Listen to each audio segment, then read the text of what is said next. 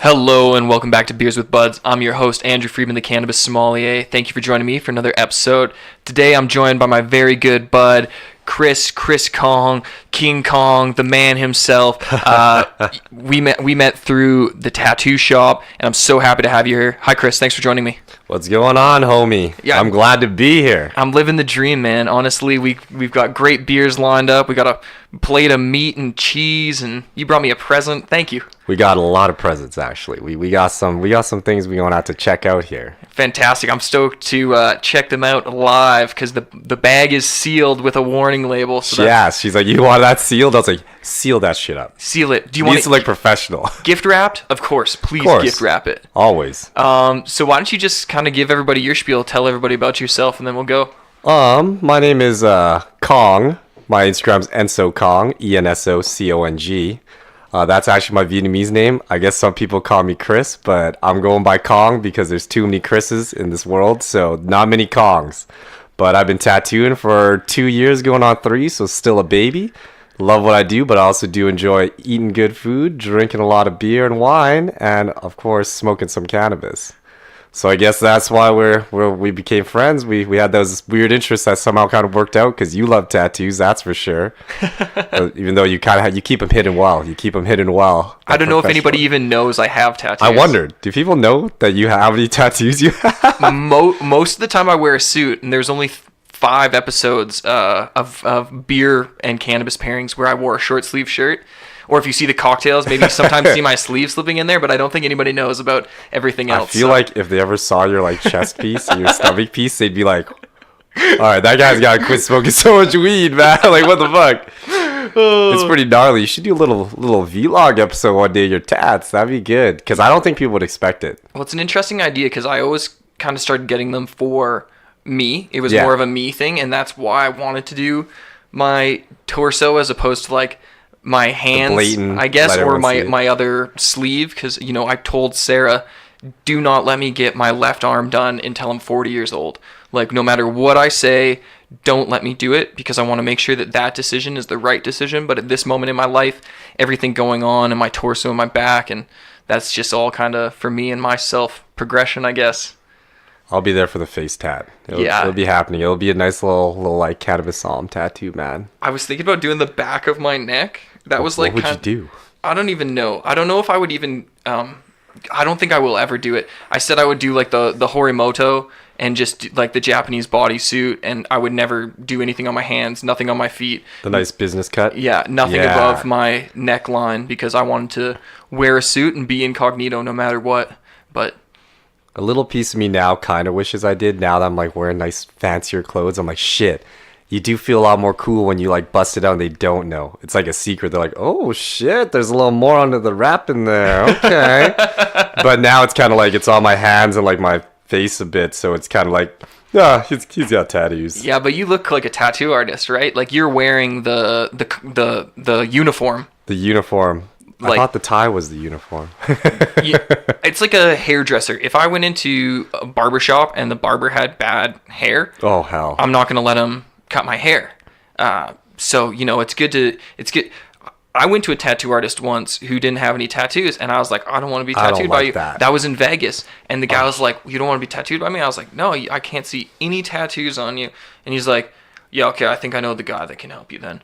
And this dude was about to leave, and he was like a huge hip hop head. I was getting my 93 till infinity tattoo. Oh damn! And this guy came back and was like yadded out, hands, face, like, and he was like, you want a Souls of Mischief tattoo? He's like, hell yeah, I want to do that for you. He's like, you want the little bird on it, just like on the single? And I was like, bro, you remember the cover of the single release? Like, there's a reason I turned that other guy down. He was like, that's the dude. Yeah. I always say if your tattoo artist has less tattoos than you might want to... Can they really tell you that you're going to be all right and it's not going to hurt if they don't even have it there? You're like, how do you know, bro? Tattoo artist that says tattoos don't hurt is a douchebag. That guy's a liar. I hate the people that I don't know if they're crazy masochists or they're like lying to themselves, but they're like, oh, I like how tattoos feel. It doesn't hurt. You're like, what the fuck are you I think it's a tough guy persona, because like I'm mostly covered, and I won't lie, it's been a fucking journey. And there's some shitty spots where usually the people that say that it doesn't hurt, when they actually get down and you're actually tattooing them, it usually hurts a lot. And they're like, I don't know what's going on, man. I don't know what's so different today. You're like, that's because you're getting a real tattoo now, man. Yeah, like, because now it's game on. It's always, I think people like to sound tougher because they think it's cool, but I think you just have to be yourself about it. It hurts. You're getting stabbed with a needle. Over and over again. If you're doing your arms, man, don't even talk about loving tattoos yet. You still have beginner stage. When you start leaving the arms, then you can tell me what it feels like.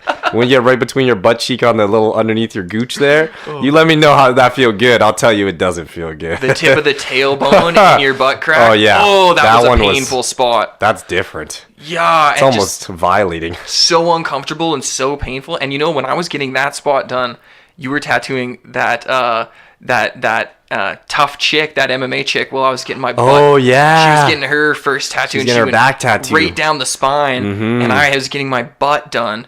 And that was awkward and fun and one of those great like tattoo shop moments that I'll never forget. One of those ones for sure. Yeah, because we met because you were the apprentice of the guy who's been tattooing me for the better part of my adult life and has done about, I guess, 35-40% of my body now, which is kind of crazy to think about. A decent amount. All I have left is my legs, and those are just getting filled with kind of travel tattoos. I remember your little pale body, and now you got so much black on there. Oh, it's hot. Do you experience this? Like, well, I'm for sure you do. You're covered in tattoos too. I take off my shirt now, and it's like beating sun on this huge. No, I haven't told anybody what the tattoo is yet. So it's a huge skull and a huge snake. If you stretch the snake out, I bet it would be like 14 feet long. It's a pretty big danger noodle, It's a danger noodle of a venomous variety. I think I've told you this story before, but everybody else will appreciate it. So I asked Sarah.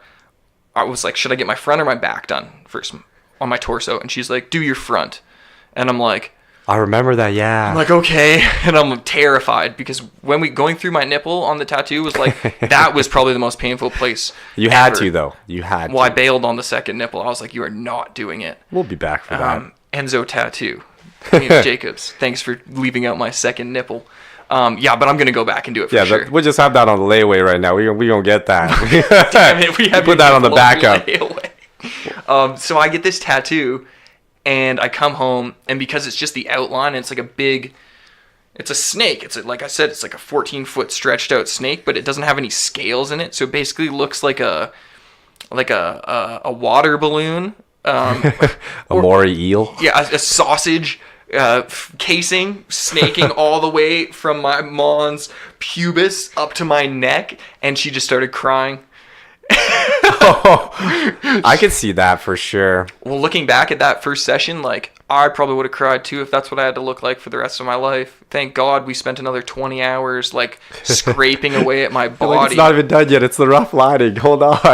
Right. The details they did, the deets. Yeah, wait for the details. And then the next session was like lining the snake, the scales and shit, right? And then it looked like a big fishnet stocking winding through a skull, and that was atrocious. Lace tattoos are in right now, bro. That would have been fire if you just held out. A little bit of shading in there, put a little lace on, little danglies. The bitches love the danglies. Bitches love the danglies. They can't resist it, man. Danglies, and I call them dangles, danglies, and it seems that everyone understands. I don't know what they're really called though, but yeah. Dangly seems about right. I'm trying to think of what it is too. I'm like, I have no idea for the word. It's just like little dots and things hanging off of it and strings. Yeah, the dangles. The dangles. Well, me and Sarah are gonna get tattoo rings, and we're gonna get you and James to do our tattoo rings. Are you gonna do a ring, or you think you're gonna do like a letter? No, rings. A ring. Yeah, I want a ring on my ring finger. Oh, but they have a hard time lasting. I'm not worried about it. How often am I in the tattoo shop? No, I mean like detail-wise, because it might just end up looking like a black bar.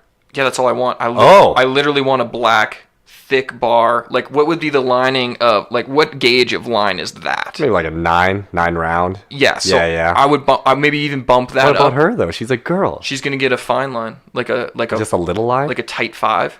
Oh, you guys are so, like, hipster. Yeah. Well, we're going to have wedding rings, too. Ball-in ones?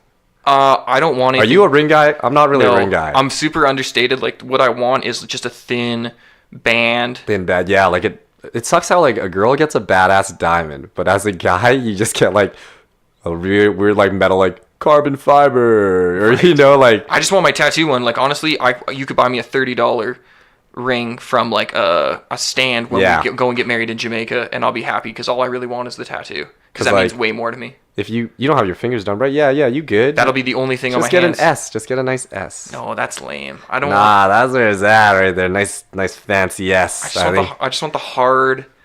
The hard line. That's the hard line. That's it. No, I feel like the S would be too much. I just don't want to.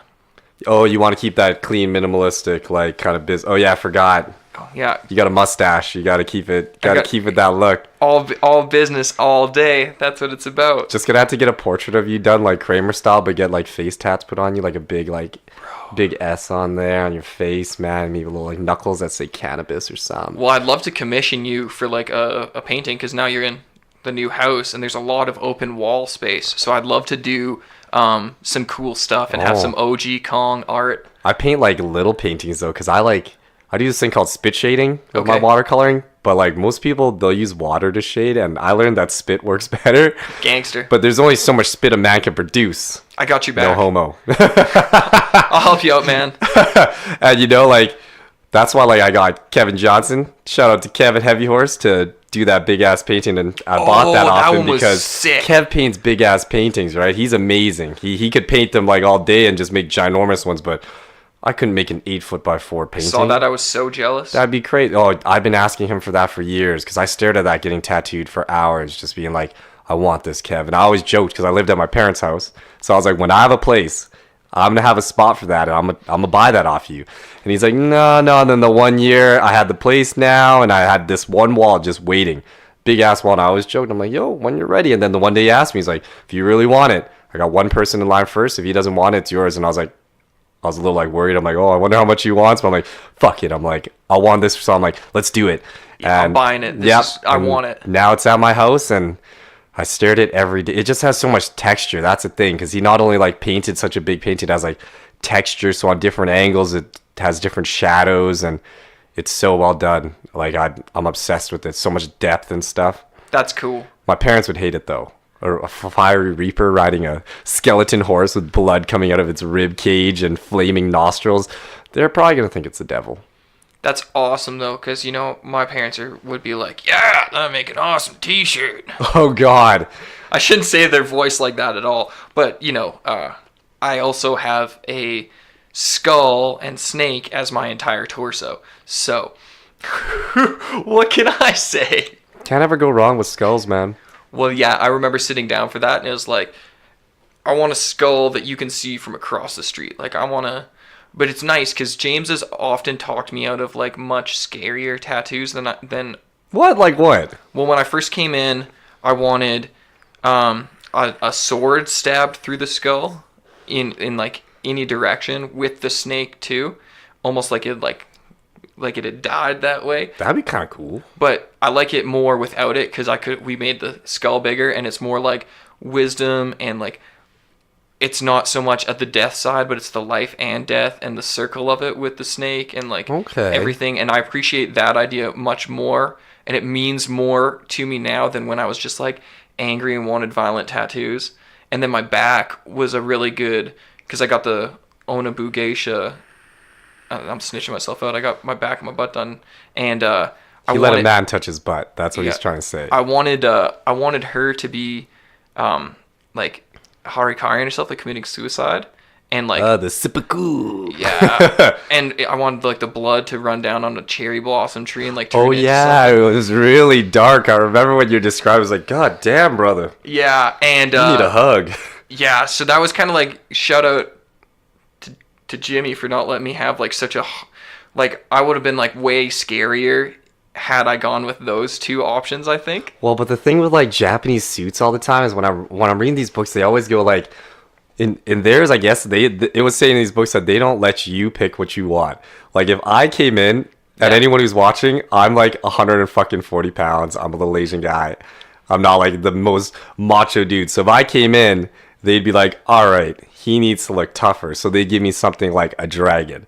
But if you're a big muscular guy, you need to have that softer side of you because it's a yin and yang, right? So they'll give him more of a floral look. So it balances you out because you don't want to have too much toughness. You want to show that you still have some emotion back there. Yeah. And I kind of just got mean looking tattoos as nerd armor, really, because I wanted to be a tough little looking Asian guy. But you and me both. Yeah, if anyone met me, they'd probably be like, Chris, he ain't like that. Well, I think I have 7 skulls on me in different places. I have 1. Well, you need more skulls. I didn't even have one until when I started pressing. Kev's like, you don't have a skull tattoo. You can't not have a skull tattoo as a tattoo artist. So we did one big one on my calf to Ben's skull, and it totally hurt a lot. So that's enough skulls for now. The calf hits. Yeah, my nerd armor. I love that. Nerd armor. I'm totally covered in nerd armor. That's what it is. It's peacocking. Like, it's like when you see that guy in that street fight and he can't really fight and he rips off his shirt to show off his sleeves. And he's like, you want some? And that's really the last call. He's like fanning out those feathers with the eyes to be like, back up, man, or I will get bigger looking. I might have more tattoos. I can hurt you. Maybe, probably not. But like, tattoos for sure are like a new kind of nerd armor. But it brings, when I got my tattoos, it gave me a whole new sense of confidence, though, that's for sure. What was your first tattoo? Oh, man. My first tattoo was, I got the word family in Vietnamese down my forearm with the good old Microsoft font. Yes. And I designed it with quotations on the computer. And I remember my one homegirl, she got a tattoo, and we were just fresh 18. She had got one, and she said it was great. So she went out and brought me to this shop in the hood, obviously, and I didn't know nothing about tattoos. Which hood? Dover. Yeah, okay. Right beside a gas station, and I should have known first time I came in there. The dude wasn't even in the place. He was in the pub beside drinking. He comes wheeling out in a wheelchair from this place. I'm like, all right. No big deal about the wheelchair. It's just more about the pub. And I'm like, all right, whatever. And he like tattoos me, and I'm bleeding everywhere. And I'm like, oh shit. I'm like, it's sick. And it heals back, and I didn't know what's a good tattoo, so I thought it was sick. But then the thing is, the next time I came back to see him, he got fired because he had tattooed a tribal tattoo on this girl, and it was The Rock's tattoo, but just way shittier. And she showed me a picture of The Rock, and it was like a jankier version, so they fired him. It was so bad, dude. Even The Rock covered that tattoo. And I still stayed at that shop for some reason and met another artist who sucked it again, and it was just jail tats. Jail tats, man. I saw that guy actually, weirdly enough, the wheelchair one. I was at a car show years later. I think it was Driven here in Calgary. And I'm just going around. There's like a tattoo shop that was giving out free tattoos of their logo. And this motherfucker was working there. Still, I'm like, this is that dude. Like, your tattoos. Wheels. Oh, crazy. I don't know what shop it was there anymore. I don't think it's around. But damn, whoever got those tattoos from him, I feel ya. I kind of kept the shitty tattoos on me, though, to remind me what I don't want to do to people. Word. Because I hate them. I think about them all the time, but now I know, I'm like, if I've hated these for past, has it been 10 years?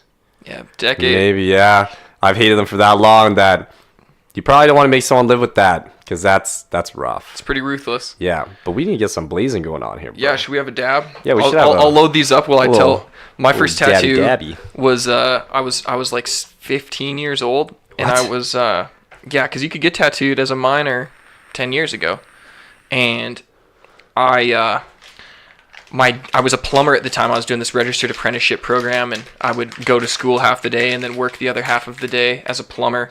And my journeyman, because everybody works with a journeyman plumber, was like getting his first sleeve.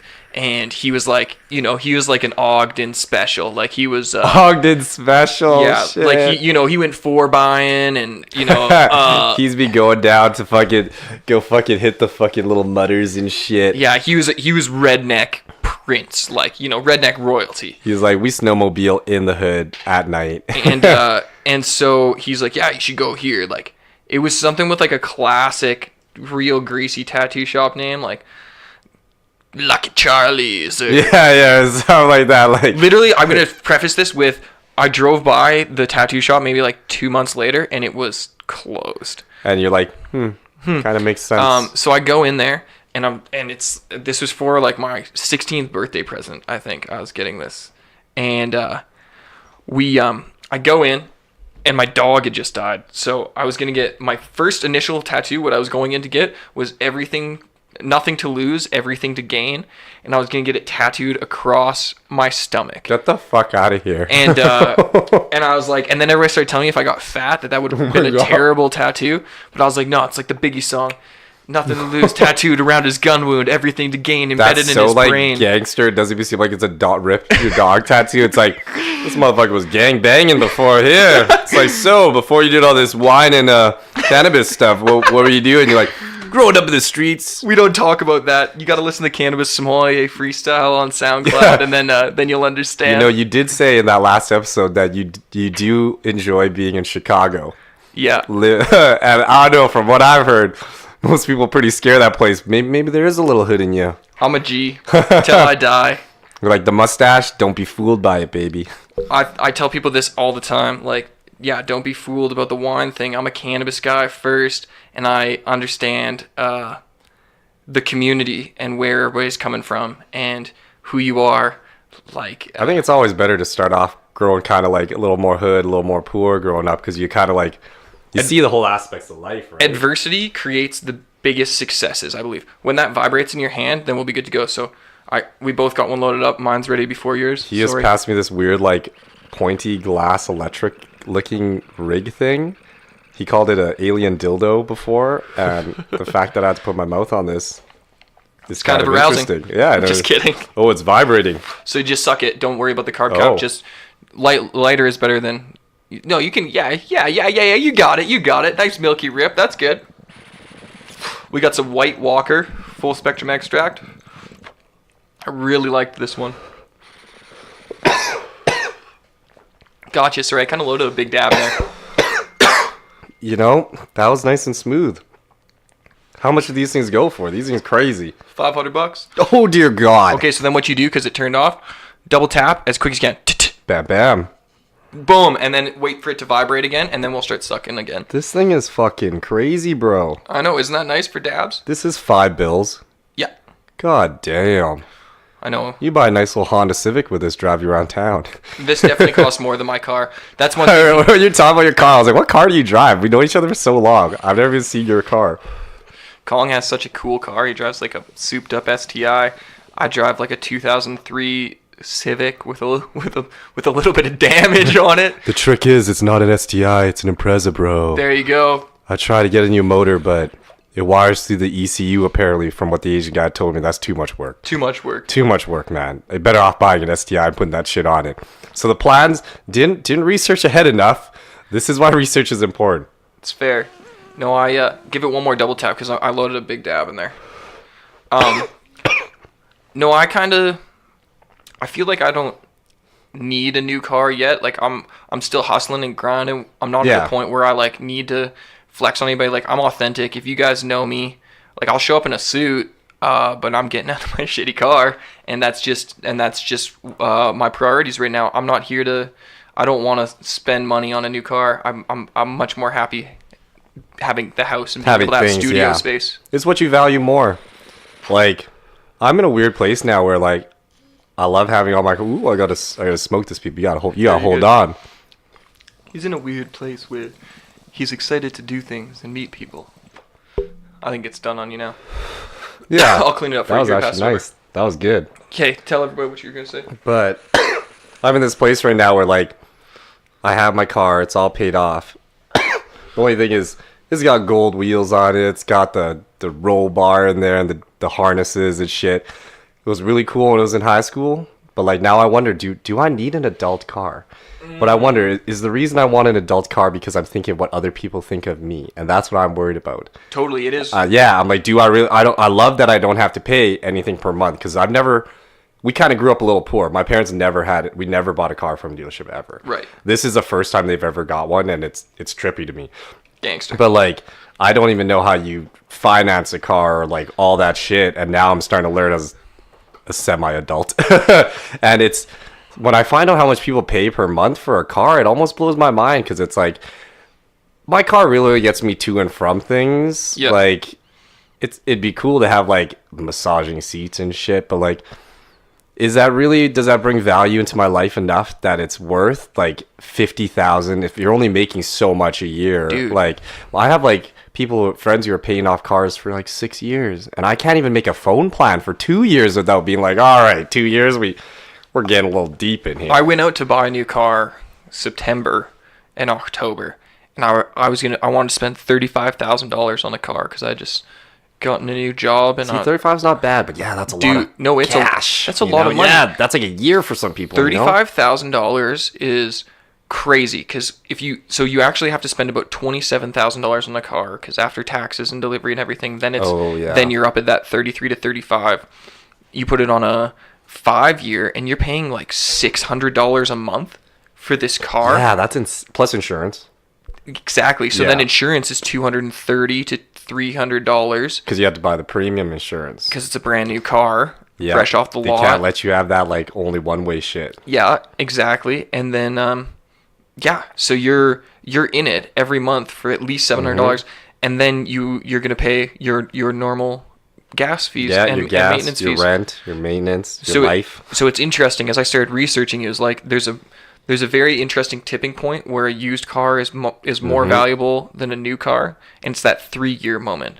Once it's 3 years old and it has good ratings, as long as it did well in the consumer reports and it's going to keep value. Like your car, for example, the Impreza does very well.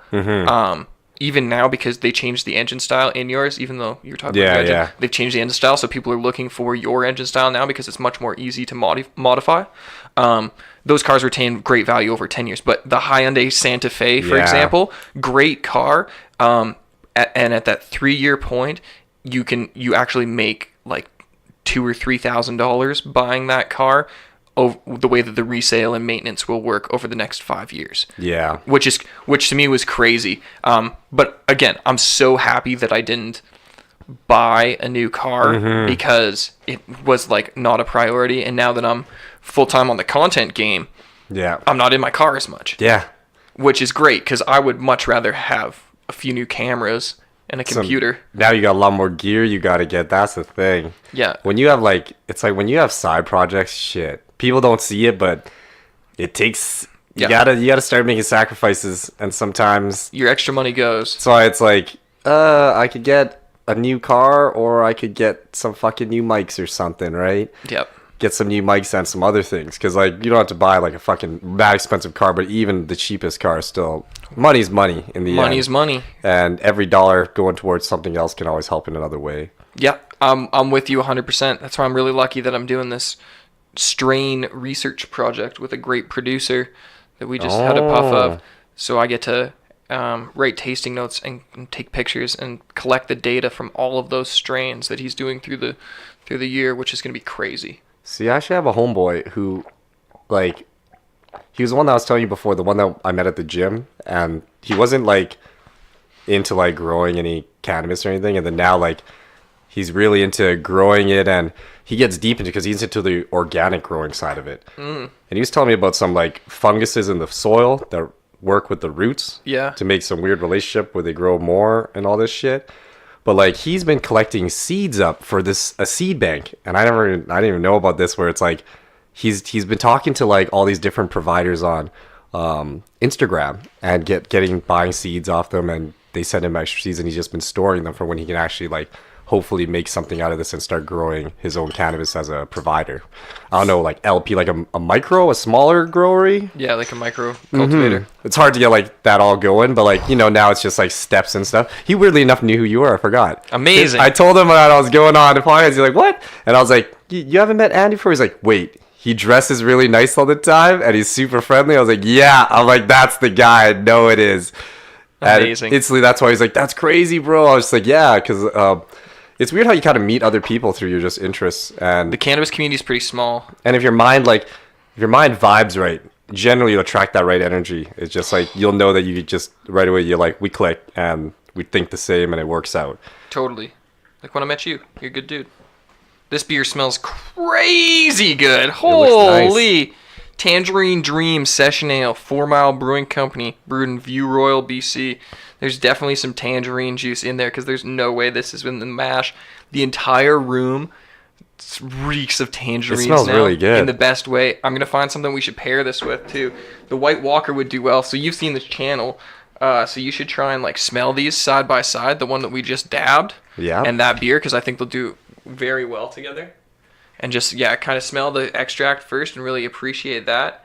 And then you can even get your nose closer. You can really we're all friends here. These are my samples, and then try and smell them back and forth together, and see if that extract like changes, or how the crazy tangeriness from the beer lends itself to the extract. The extract smell really takes down the tangerine, like the sharpness of the first, like, because it's really tangerine-y. Mm-hmm. I know you guys can't smell this, but damn, like, right. And I like those weird fruity beers. I'll say it. Like that raspberry beer Brewster's, just because the raspberry, like, that shit's good, but this one's got some good smell, dude. That one doesn't, the Brewster's one I feel like doesn't have any smell, though. No, it's not. No. It's not like super raspberry. No, this is one. Like, okay, so that's interesting you say that, because on the palate what'll happen then, and I'll give you another dab so you can try it, but when you feel it cut through the citrusness, because I wouldn't say the beer is unbalanced to start with, but the tangerine citrus character is like explosive. Yeah. What you'll find if you sip it now, I bet that tangerine flavor will really carry through. If you have a dab of this after you have a sip, you'll probably find. Well, I don't want to suggestively taste it. I'm just gonna give it to you. I'm gonna give it to you. I have like one of those weak ass minds too. I know. I was about to. I was like, I don't like to suggestively taste. But yeah, have a few sips of your beer. Appreciate it. I'll load you up I'm like waiting here like a little kid. Like, I'm allowed to drink this thing? You're allowed to drink it. But he's just kind of like just talking to me. So should I go for this? I'll yell at you if you're not allowed to. Don't do it on the mics, man. I don't want them to know that I'm soft. Don't let them know I'm soft. I got my nerd armor on. I'm really tough, guys. I have like a face tattoo. It's more like a sideburn because I can't grow any. It's interesting. That's the one thing I wish I could grow, bro. A sideburn. I always wonder what it feel like. You know how everyone in high school would get that little spike, the long one down? That look cool, but I can't. They don't. I don't think it looks cool. I don't know. You have sideburns right now. Well, that's just because I have the Jufro, and if I didn't have them, it would look really weird. Well, have you seen like that long hair thing where people are shaving the bottom halves a little bit? Have you seen that? That is the grossest hipster cut. I don't know. It kind of cleans up the long hair in a weird way. I don't know. I would look so goofy. I wonder what curly hair would look now, but do I want to know? That's the thing. No, I'm just gonna. Well, I used to get the fade, but then I had to go to the business. No, cut. I like the fro much more. Yeah. Well, I like it's just a lot of hair. I think you with like the no facial hair. You just I look weird. I was just, when you guys are talking about how you look more like you could talk about wide with the mustache, I'm like, for fucking sure. Because I remember when you first said that you were gonna go to that winery to grow and learn how to do all that shit. You didn't have a mustache, right? No. See, and I was just like, when you said, I was like, this motherfucker crazy. Yeah, have that puff and make sure you have your beer in your hand so you can have a sip of the beer after and just have your first puff and then have a sip. No, but I tell everybody that. Sarah's the whole reason that I kept the mustache, because she was like, without the mustache, everything you say about wine is bullshit, but with the mustache, it totally adds validity. And I appreciated that idea.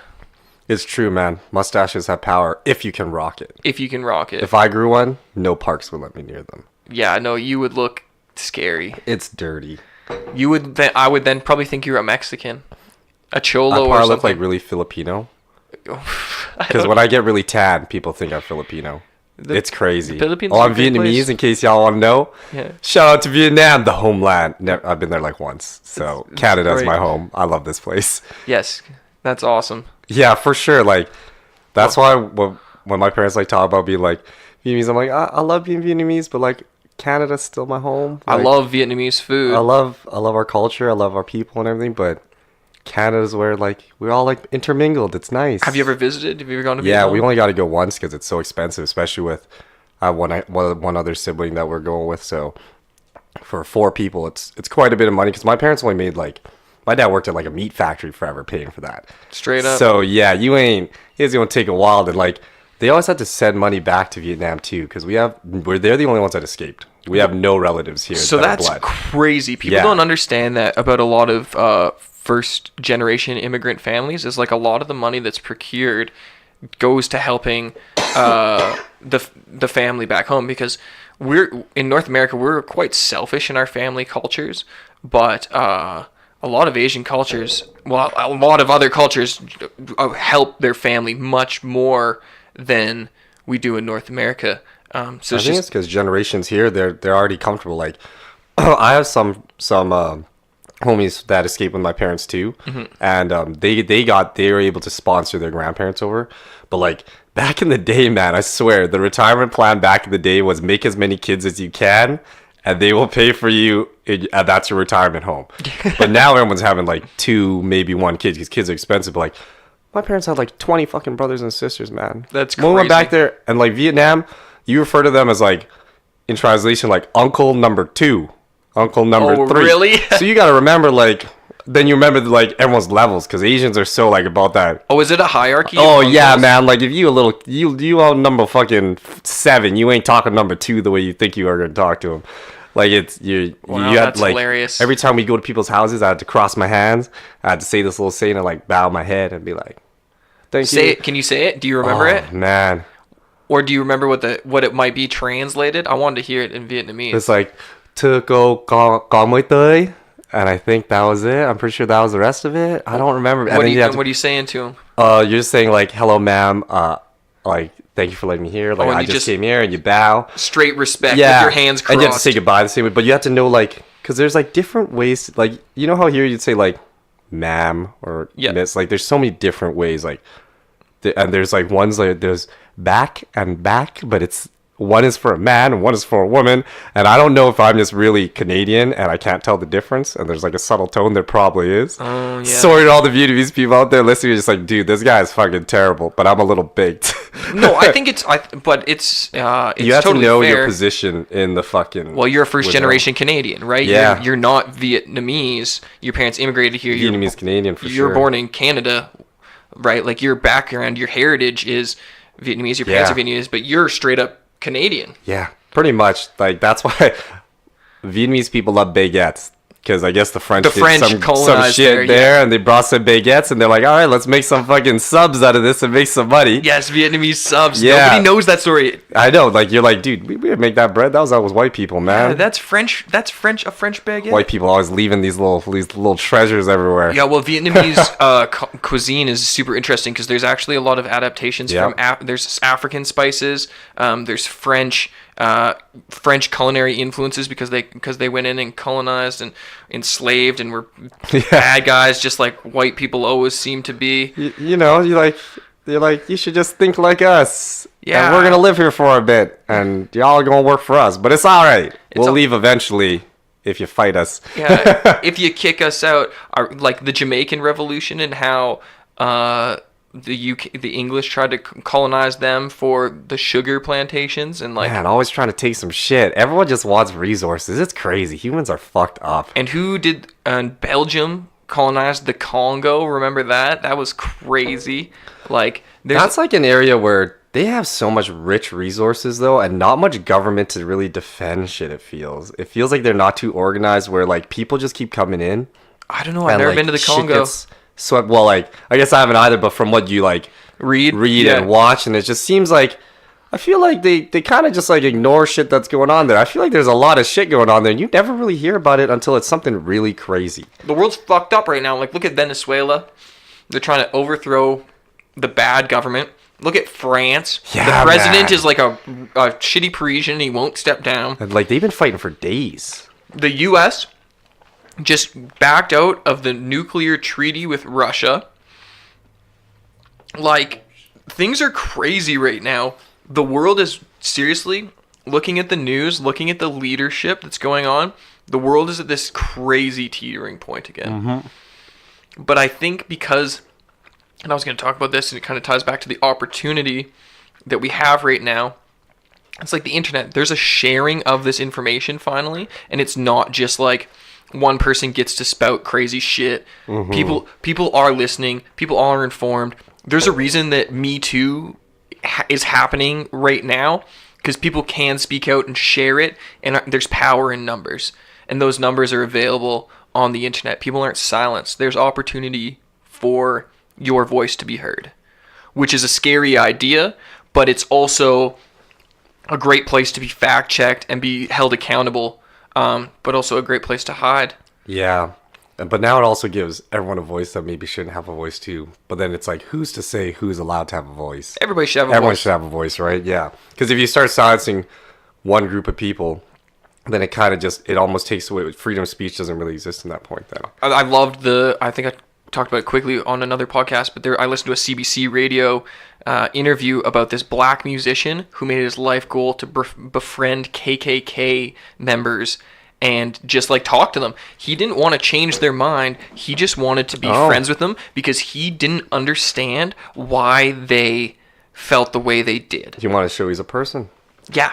Yeah. He just wanted to be an authentic person to them. Let them see what what their image of him is, not what they really think. Yeah. Like what it really is. Yeah. And you could only imagine what ended up happening. People started leaving the KKK. And it just needs to be one of those open environments. But that's kind of like that thing now. Like, people are getting really sensitive about things lately, you know? Like, you can't say a lot of shit. Because people just take things a little... Or, like, there's too many touchy subjects, but it's almost one of those things that, like...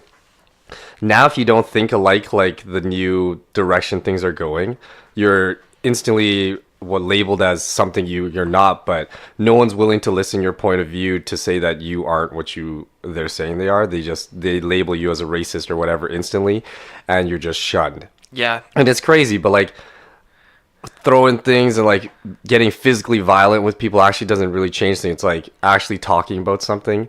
Like, if you actually have, like, somewhere you can sit down like this, where you actually could conversate and see their point of view, it actually works a lot more. It's almost like a debate, but it needs to be more natural, right? Unless like, you have stupid people. Yeah. I think but that's the thing, yeah. The hardest part is that it's stupid people that end up in government now. Oh, and I'm holding that statement so true. Like, why don't the smart, informed people that represent the population, why aren't they more... Like, you're starting to see it, that... Alicia Cortez lady in New York, and you're starting to kind of see it, but like the majority of government is old white people. Old train of thoughts, same classic thinking.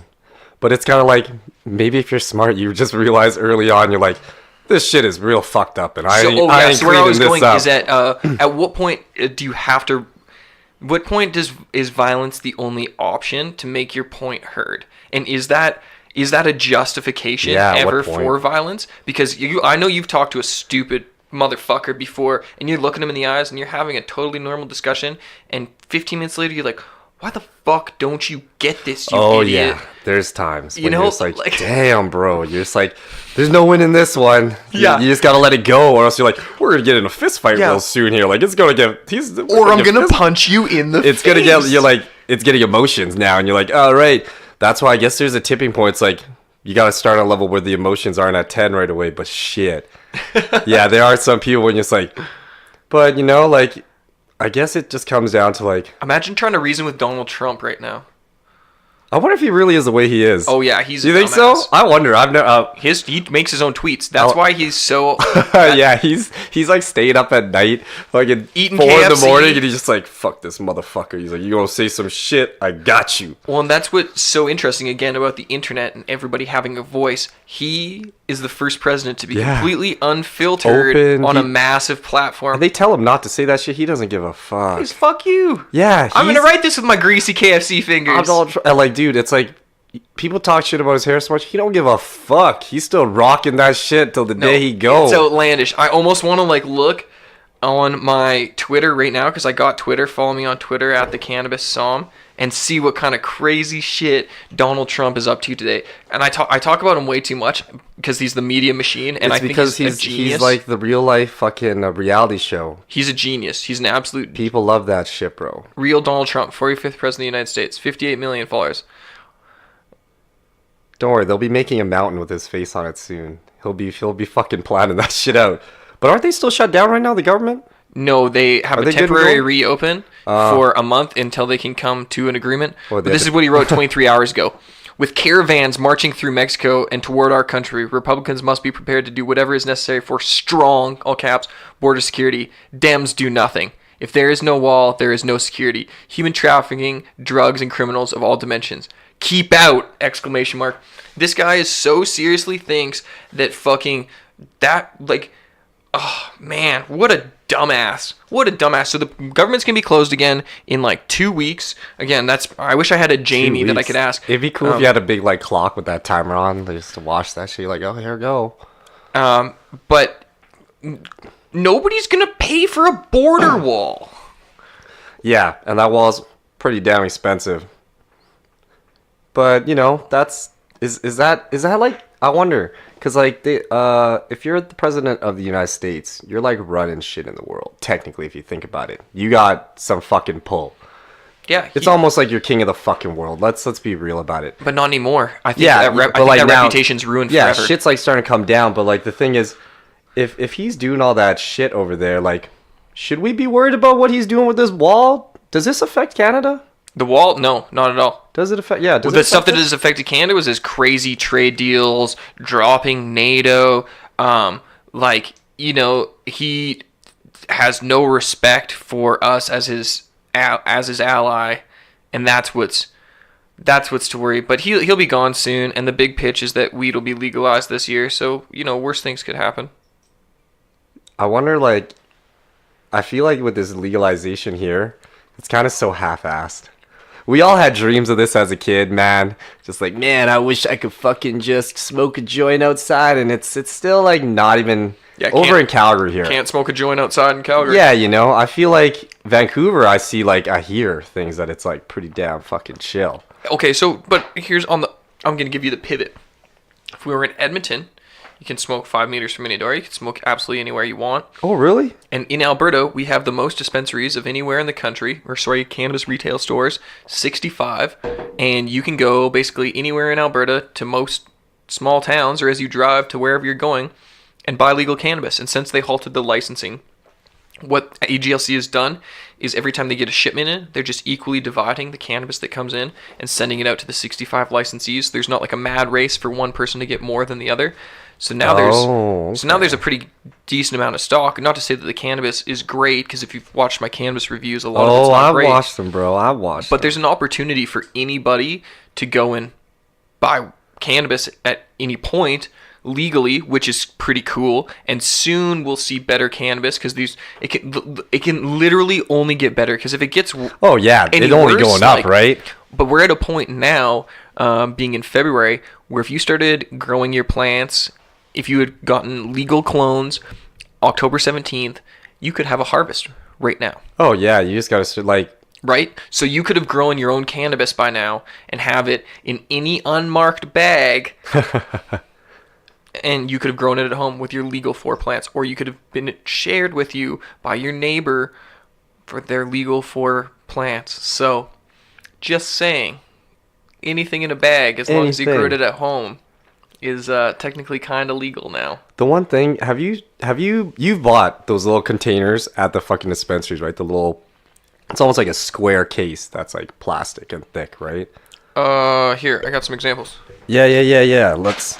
For anyone out there, if you guys have ever gone to a dispensary in Calgary here, y'all will know what I'm talking about. Yeah, that exactly. It's like a little square. It's got a pretty thick case and thick round. It's got a false bottom. How much did you get in there? 1 gram. You know what pisses me off about that? What?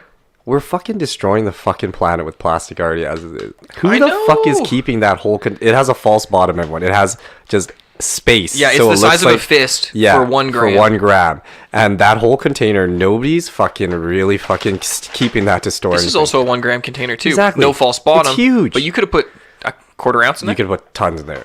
And like, you could recycle them, but from what I've seen, I'm pretty like into recycling now for a while now. Like, I really believe we gotta start dealing with this plastic issue. You can feel free to dig through that legal cannabis if you want, but like, the thing is, how much people are actually recycling these things? Why don't they just weed is supposed to be like, I still call it weed, but that's okay. That's just the you could just slip up every once in a while. But like, it's supposed to be that thing that's supposed to be green friendly. Like, it's not supposed to be a destroying kind of thing. I always view it at cannabis as a beautiful thing. Well, it blows my mind that they didn't say like hemp packaging was the only thing that was allowed. Yeah, you know, like something that's biodegradable or something. Because this container probably is going to be kept for like a solid maybe week at most. Yeah. This container's also the size of the fist, and it's just solid fucking plastic. Oh, but there's some goodies in there. Oh, you should open. I brought a little gift for. Oh yeah, let's open it. What's in here? Mr. Andy and the family here. It's a black bag. He's got to reach children and pets, but I heard there's something for the dog in here, so that's kind of ironic. This is a little spot here that you're not supposed to talk about. We're gonna talk about it. Ooh, look, there's a bunch of stuff in here. Yeah. Purple terp. So I marked numbers on the corners for the price ranges. Okay. Number 3 is the cheapest. and 2 is middle. So 3 is Where's the number on this one? Oh, did it rub off? No, here. no. If I didn't write it on there, then it's the most expensive one. I bet that one's the most expensive. If they're not written on there, they're number 3s. Okay, number okay. 1s. Number 3s. Become the cannabis psalm. Get free cannabis. It's basically the best idea anybody's ever had. Oh, the Temple tea was the green was better than the other one. I do like it. Kind of has a waxy feel sometimes. Oh. Excited to try it again. Have you tried it? Never even seen the tea. It was just there. I was like, what the fuck is this? Excited. Can you talk about what this stuff costs? So the ones that are the first tier, the cheapest, they were $11.97. Okay. And then the next one was they're $9.97. Okay. And then the second tier is $11.97, and the most expensive is pretty much $13. Okay. Yeah. So they're still kind of gouging. So this one is a little different though, because you can only get in if you get invited by somebody. Okay. And you need to go through this camera system and all this shit, and you need to have a medical card. Oh, wow. So luckily at that time I still had mine, because I got mine when cannabis wasn't legal yet, and dude, how much cannabis did you bring me? I bought a gram of each kind. Of everything they had? No, of just the syrup. They have tons. They have way more than regular dispensaries, bro. Dude, that's so nice. And like they actually let you check out the jar there and smell it, bro. They show it to your face. You see the whole product together. Wow, what do we got here? So I have a gram of Frostbite, and every single one of them is 1.14. So and they just free measure it, so you could get Frostbite, Double Black, NY Diesel, Blackberry Kush, the classic Violator, big nice Violator nug, and this Purple Terp. That's apparently the most expensive and looks it like smells absolute nice, gas. bro. I'm gonna smell some of these. And then what's this last thing? It's a CBD for Animalitos CBD nose and paw balm. Oh, that's cute. Yeah, because THC free for Zeus, certified good boy. Follow him Zeus. on Instagram, Zeus Freedman. Coconut oil, shea butter, Candida wax, hemp seed oil, organic jojoba oil, Kikuya nut oil. Yeah, I read that shit too, just to make sure. I'm like, I ain't gonna buy Zeus some weird ass shit. I better check this out. It's nice packaging. Oh, yeah. It's from Moda Cannabis Products. Okay. They got raided at one point, but these guys put out a lot of products. They've been in this game for a lot of time, a lot of years. Oh, really? Yeah, when I was in the dispensaries in like Vancouver in 2013, they were, branding and packaging and pumping product. I wonder how far CBD and cannabis products are going to go into like the animal pet world. It's very interesting. I didn't ever think, because they have like dog snacks, and I just never had even thought about that world. They seal the top all of these too. Hey, they weigh out whatever you want. You could get half a gram if you wanted. That's a nice thing. Dang. Yeah, so if you just ain't doing too well, you could get the all right ones. But the weird thing about it is they rate their products, because I liked on my LP that they said the amount of THC in the flower. But with these ones, they don't tell you. Well, because they're buying street weed. Yeah, and like the thing is, they just try them out and mark them as how strong they think they are. Like X amount of THC, or just like no, how they strength? felt, I feel. Okay. So that means the most expensive one here, they put as that because they tried it out. And it's the most gas. And they felt it was the most badass one. Damn. But that's what interests me, because I'm like, man, sometimes you could be a bitch at smoking weed, sometimes you'd be all right, so... This is way too nice for a present, thanks. Oh yeah, give those a little try sometime. Let me know what you think. Yeah, as soon as it's not minus 40 outside, I'll sit down and I'll go on Instagram Live and I'll smoke them all. Hell yeah. That's the deal. We can go on Instagram Live together. You can even just come over and smoke them all with me. Fuck yeah. I'd love to do that. That would be much better than me smoking them by myself, because that seems kind of greedy. In your day, when do you start smoking? That's interesting. Since I started working for myself, I guess because I feel less stressed, though, to be honest. I don't smoke until like 12 or 1. I'll start work at like 9 or 10. Oh, damn. And then I'll smoke at like 12 or 1. On the weekend, might be different. Might be like... Depends how you're feeling. Pretty close to when I wake up. It also depends, this again is ridiculous, but how much I consumed the night before. Oh. Like if I got pretty blasted, because I talk about the fine line between like medicinally consuming cannabis and recreationally consuming cannabis, and how easy it is to cross that line, and where sometimes that that line is also skewed because the recreational aspect can be medicinal for, some of those metaphysics or just mental things. Anyways, yeah, so if I get if I have like quite a few dabs the night before, it's multiple flavors too. If I have lots of flavors the night before, then I might be like more hesitant to have some dabs the next day. Oh shit. But it's not like a weed hangover? Yeah, I guess. But it's not like a hangover. It's just like I know. Like you're just all sensories are all good. You've got your fill for the. Yeah, I can be a little groggy, right? I guess we've all been there where we. Well, I don't know. I don't know if people ever talk about that side of cannabis, but yeah, if you smoke a whole bunch and you smoke all the way till you go to bed and you have a deep sleep that's for like 9 hours, and then you wake up and it's like, man, I could keep sleeping. I feel like you blaze more than fucking the regular Joe, though. You go hard in the paint, brother. Like, yeah, probably. Being blazing with you is just like, you better be prepared. You better have your big boy pants on because it's gonna get fucking crazy up in here. I'm nicer to people now. I feel like what I used to give them just big dabs. People on your show, man, you start getting cold on them. We got to do another one here. You got to start showing them. This is beers and buds, man. I want to see some buds. I'm like try to listen for every time these people blaze. I'm like, man, those motherfuckers blaze like twice. I swear to God. Here we are. Yeah, okay, yeah. So look at this. This is we're on number 3 here. All right. So we're letting you guys know we're on number 3. We actually blaze. We got all these different flavors. So hell yeah. Let's. What are you thinking? I think the key lime pie was pretty delicious. Medi Lights. See, I've had key lime pie before, so I've had that. Apple pie. Had that. I got some amazing. How about zombie kush? That kind of sounds like it's I've had that before. You've had the zombie. Yep. There's tuna. There's green stomper. Let's try that. You want to try the green stomper? I've tried the tuna too already. There's mimosa also. Ooh, never tried that. You never tried the mimosa? No. What kind is it? Indica, sativa? Hybrid. Hybrid. The hybrid is the new It's creature. purple punch and clementine. Okay. Yeah. I'm such a bitch for fucking good names, man. I remember back in the day when you'd give it a name, you're just like, yeah, man, it's called Street Weather Stomper, brother. Street Weather Stomper. Yeah, in this cold ass weather, get rid of that cold real quick. Yeah, just take a little bit of this. It's $20 a G though. 20. You don't want that? 5? All right. All right, I'll sell it to somebody else. I know, good thing, because I had so many other people who already wanted it. And everybody just wants grams because everyone's fucking being poor as shit. I remember when people was like, nah, man, you can only at least buy an eighth. That's why I dreamed when a fucking dispensary would open, you could buy grams and shit.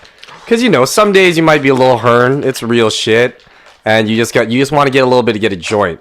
But they're like, we only take an eighth at least. You're like, damn. Yeah, I don't know. I wish that the dispensaries here would I don't know when they were like, yeah, okay, people have been buying cannabis with an X amount discount the entire time. So now we're gonna roll in legalization. We're gonna charge them gram for gram all the way up. I think it shouldn't go over $10 a gram. Because if you're, I don't know. Have you been to California? It's so expensive there. But that's the thing. If you're a drug dealer, your homeboy or whatever, he could get it for. It's always. I will never buy if it's more than $10 a G. Which I do not do because I'm a good citizen. Did they give you a deal at the dispensary for the samples you gave me? No, you're not even supposed to talk about it, bro.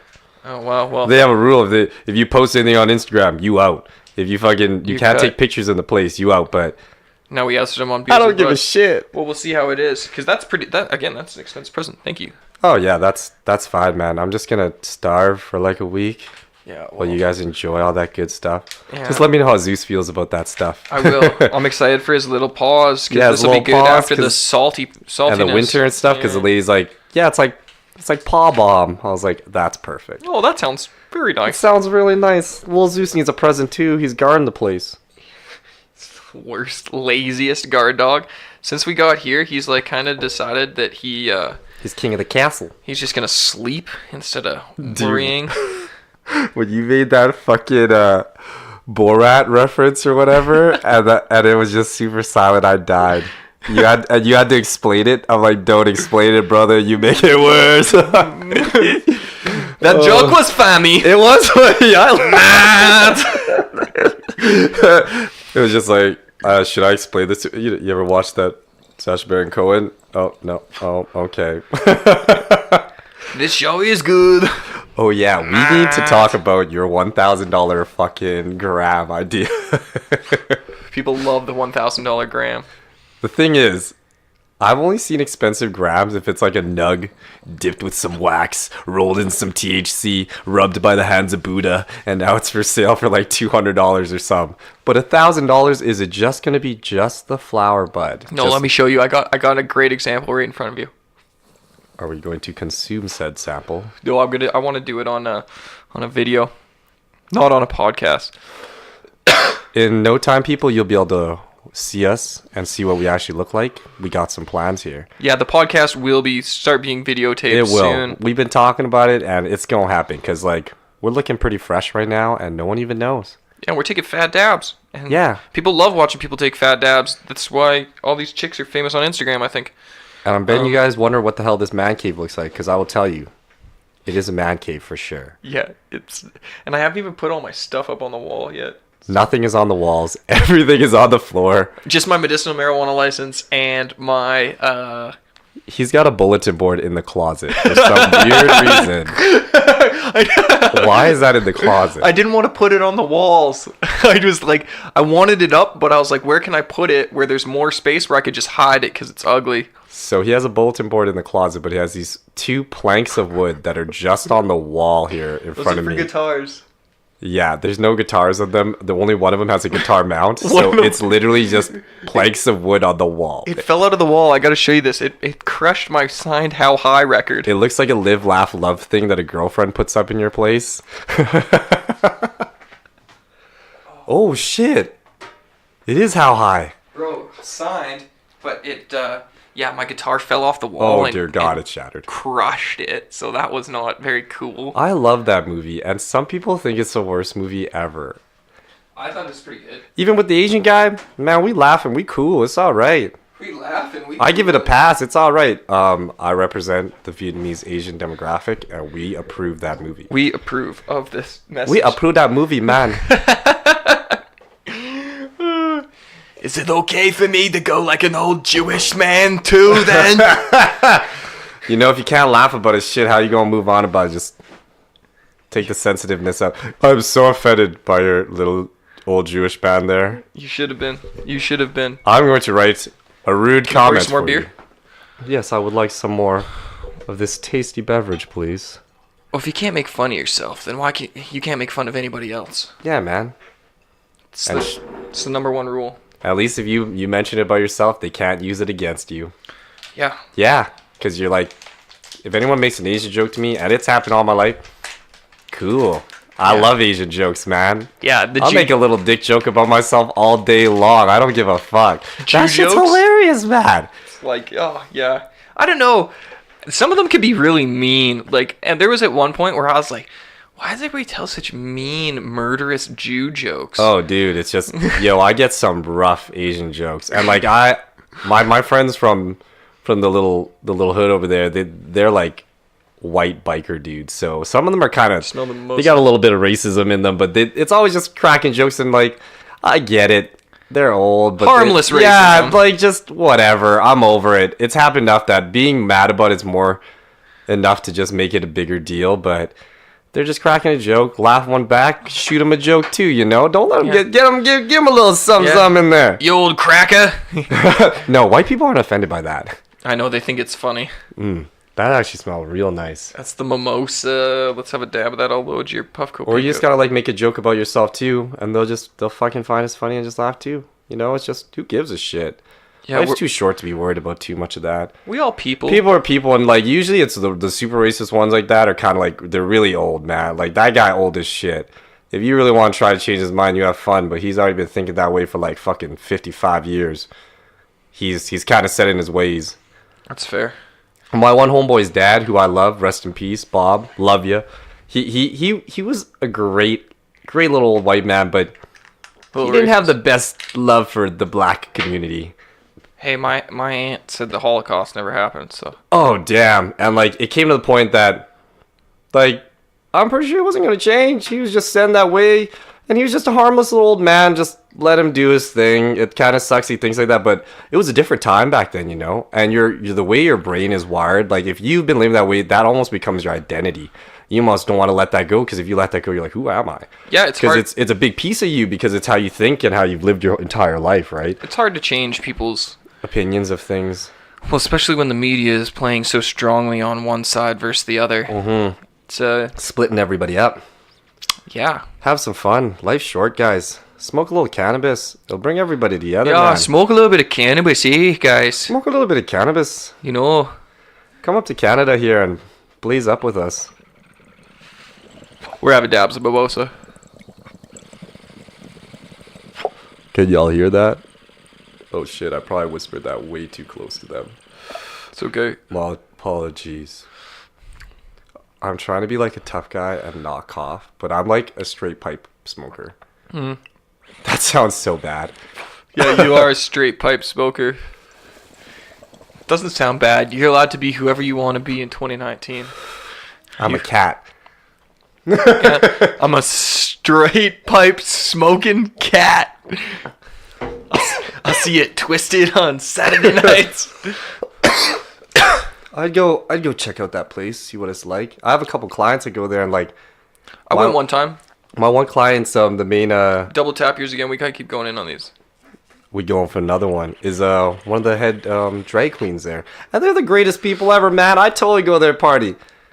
I'm secure enough with my sexuality. I ain't too fucking worried about what's gonna happen. It's weird. It was like pretty fun until like people started like touching me. Whoa. And then I wasn't like a big fan of that. Then you know what it feels like to be a female at a regular bar? Yeah. Welcome to the switch, brother. Yeah. That was a nice little dab there. If it was weird. And you know what? But I guess. Did they buy you drinks? Hell yeah. What's that feel like? I've only had like a drink bought for me maybe twice in my life. I've had lots of women. Well, from like a girl. Yeah, I've been, you know, I guess no matter what, if you weren't anticipating it and you don't feel sexualized by it, or even if you do feel sexualized by it, you feel powerful. It's a compliment. It's very nice that somebody wants to spend their money on you. Even if my friend wants to buy me a drink, like that's a real, not turn on in like a sexual sense, but it's like a really nice gesture. Yeah, like thanks. Hell yeah, I love buying people drinks.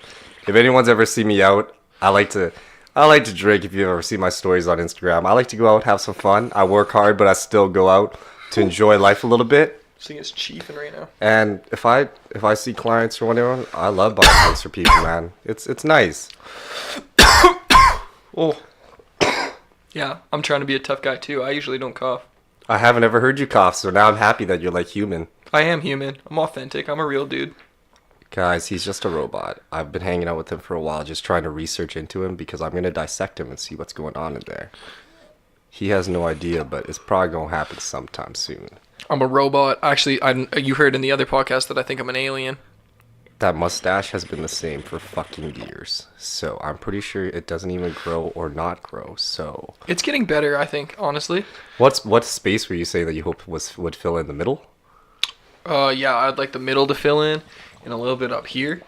But everybody's got to remember it's my first mustache. So it's still very soft. Why are beards not supposed to be soft? What? I sound like such a bitch. They're probably like, he has no goddamn facial hair, does he? I only have to shave a little mustache and like 4 goatee hairs. I got 2 that grow on my cheek here. And I got this mole in the middle of my neck, and that motherfucker grew like at least like 5 badass hairs. It's fucking crazy. Nice. That's right in a scary spot. I would nick And shaving it's fucking sketchy. I bet. Some Asian person told me a while ago when I was young that if you grow that's good luck. Because I always wonder why so many old-ass Asian guys had this long-ass mole hair. I know you've seen it before in Chinatown and shit. Oh, yeah, dude. Apparently it's good luck. And, like, they let it go, and I was just like, all right. It's good luck? Yeah. So I was like, I'm going to grow this out. But I didn't know, like, 5 or 6 would grow with that son of a bitch. So I've been looking into laser, the mole hair or something. Because I like to keep the mole, because my dad has a neck mole there, too. Well, I just think So you it's should like a just keep weird trimming connection. it. Just keep manscaping it. Oh man, it's so much work, and sometimes if you like don't shave enough, you look on the side, you see a little bit of that motherfucker hanging out. It's kind of man. I wish I had lasered my chest before I got that all tattooed. Why? How much chest hair you got? Well, not like a You ton. don't got a ton. It's just like weird down the middle and shit, right? Yeah, like, but I hope by the time I'm 40, I have that beautiful, like, Jewish chest plume, and I can just rest my Star of David in it. I bet everyone's so weirded out. They're like, how the fuck did you know what chest hair this guy? We go swimming at the leisure center a lot, man. Like, God. Yeah, we do the water slides. Well, we change. We make sure we have a towel on, and we just shimmy our underwear off underneath. Amazing. Shit. So I just got my first article published in a cool place, The Herb Life. It's a great magazine. You got this magazine here? No, it's they're printing their second issue, but I think they just published me on the online. Hopefully, we see it in print. But that's Because you said you're on High Times, right? Yeah, I did a. How the fuck did I know this? I did an interview about like what a cannabis sommelier actually is, and who should be a cannabis sommelier, and who should use the word. Well, I took that course, so I'm a cannabis sommelier too now. So what do you think? What do you think? Which course did you take? No, I didn't take any of them, dude. Oh, I just heard you guys talking about, like, Oh. I think that's fucking ridiculous. Okay, yeah, fair. Yeah, that's fucking insane. Because, like, that's a very high standard of. It's like being a fucking student doctor and saying you're a doctor already, or something. Like, it's just you're going there, but you're not there yet. Yeah, like you're kind of on the path, but there's still a lot more to learn. It's just running before you know how to fucking walk. It's just a little. Even the sommelier thing is hard because if you don't work in a restaurant, you're not supposed to be a sommelier. Not serving the people, right? So I'm lucky that I get to serve people at my pop-up events. I feel like with that name though, I wouldn't ride too heavy on it. Fuck it. If they want to like pass that out, I think you're more than just that being that. Oh yeah, first. You've already made it. You've showed it. Like, hey, I'm here. What's up, dog? What's up? They've seen you. Hopefully, eventually, I can just be Andrew Freedman. And yeah, the like cannabis sommelier. Yeah, because that's what you are already, bro. People right. want to talk to you because you're Andy Freedman, not because you like. It's cool that that's it, but now they're like people know. It's like it's because you're Andy Freedman. Yeah, I'm talking to you because you're my homie. I ain't talking to you because you respect. I want to cheers to that. Hell yeah. Thank you. Good things to remember. Fuck yeah, man. That's how it goes. That's why when you're like talking about how you're not feeling, I'm like, let them do the thing. If they want to hand out those names, it's like there's a lot of fucking people that are tattoo apprentices now that are becoming tattoo artists in no time and shit. I'm cool with it. Yeah. A lot of like old school artists are just like pissed about that. You didn't they pay don't your like dues. that. You gotta mop his shop or something. And it's just whatever, man. It's life. Yeah, if somebody's a good artist. People are gonna notice that industry when it starts getting. And tattoos are way more popular now than before. Mm-hmm. Everyone's eating way better than before. Mm-hmm. And I've only been here for a couple of years, but I've been getting tattooed since I was 18. I'm 28 now, and almost my whole body's covered. So I've been watching, and tattoos weren't very popular before when I first started. I remember no one had sleeves, and I felt cool, and then all of a sudden everyone had sleeves. Yeah. It was nuts, and now everyone's got neck tattoos. But it's so good for the tattoo industry, that's for sure, because it brings so much more or do you think innovation. Do you think it's just more visible? Like, I know there is like a more majority of people that Calgary have visible apparently tattoos. is very popular. Like Canada has more tattoos, I think, than the States. I'm pretty sure. I think we're way more badass looking for what I'm figuring it out. Interesting. I think there's a lot of bad tattoos. I love like classic 40-year-old guy midlife crisis tattoos, like where you get your favorite guitar tattooed on your entire bicep. There are some trippy ideas, but that's why you got to guide them in there. But fuck it, if you want to do it, that was what I loved about Western style tattoos. Because Asian style tattoos, man, they're always like koi fish, dragons, serious things mean things, really. You could like jazz it up. But really, there's only certain motifs that people stick with. The general traditional thing, which always look great. But Western tattoos, there's more humor. Yeah, I would agree. You have more freedom, right? Yeah, man. Sorry, I'm sending a beer text so we can get more beer delivered. Like if you want to get a tomato tattooed on you with fucking little boots on a little hat, who gives a fuck? Like you could do it. That's funny. But I got a weed leaf giving a middle finger last Friday the 13th. You know, it's got the humor, and I didn't understand that until I started apprenticing, and James was teaching me Shout out to James, also my mentor who brought me into this at Enso Tattoo there. So that's how we met. Yep, that's how we met. And he was making me draw traditional tattoos, and I started looking more into it. And I ran across a YouTube video, just some documentaries about old tattoos, and they're talking about that. And I was like, fuck, that is true. That's super cool. It was super weird because I think it was I can't remember who it was, man. My memory is ridiculous bad. I don't even care. It's good for the things I want to remember, but certain things I just take in so much new shit at a time that I think the lockers are already full. And they're just trying to jam more things in there. But yeah, it was just like an Asian tattooer who did traditional stuff back in the day. And it was, I'm pretty sure it was on Vice. I think that's what it was. He was in China and he was doing traditional sailor ones. And he did more traditional stuff, and I was just like, I thought being in China, you would want to do more of the traditional like Japanese suits because I was more gangster and shit. Mm-hmm. That's what lured me into the tattoos. I love the badass shit about it. Well, I have huge you have huge tattoos. Like, I have huge tattoos. Love that gangster Yakuza shit. That's what it's about. You know, it depends what you're drawn into, and it was he made that humor thing, and I was just like, yeah, you know, sometimes it is fun to have like, if I would have a wine glass in there with a baby sloth sitting that thing chilling. Oh my god, that was such a high thing to say. Did you do that tattoo or something? Nah, man, it just came to my mind just now. It's really cute. Sloth would be pretty awesome. Man, have you ever done a tattoo giveaway? No. Is that ever like? I've thought about it before, but it's an interesting idea. Do you make the design and give away the design, or do you give them hours? I think you straight up say, or whatever. Because you could make a huge. I saw it go viral with one person. It was like, I'm looking for somebody to get tattooed for free. I'm gonna fly you in, and I get to do whatever I want. And oh my god. But like, think about Ink Master. Like, that's the same deal, right? And tons of people apply, and then you just like repost this. I wonder how much people would trust me with that shit. I think you'd be really surprised what people are willing to do for free. That is true, dude.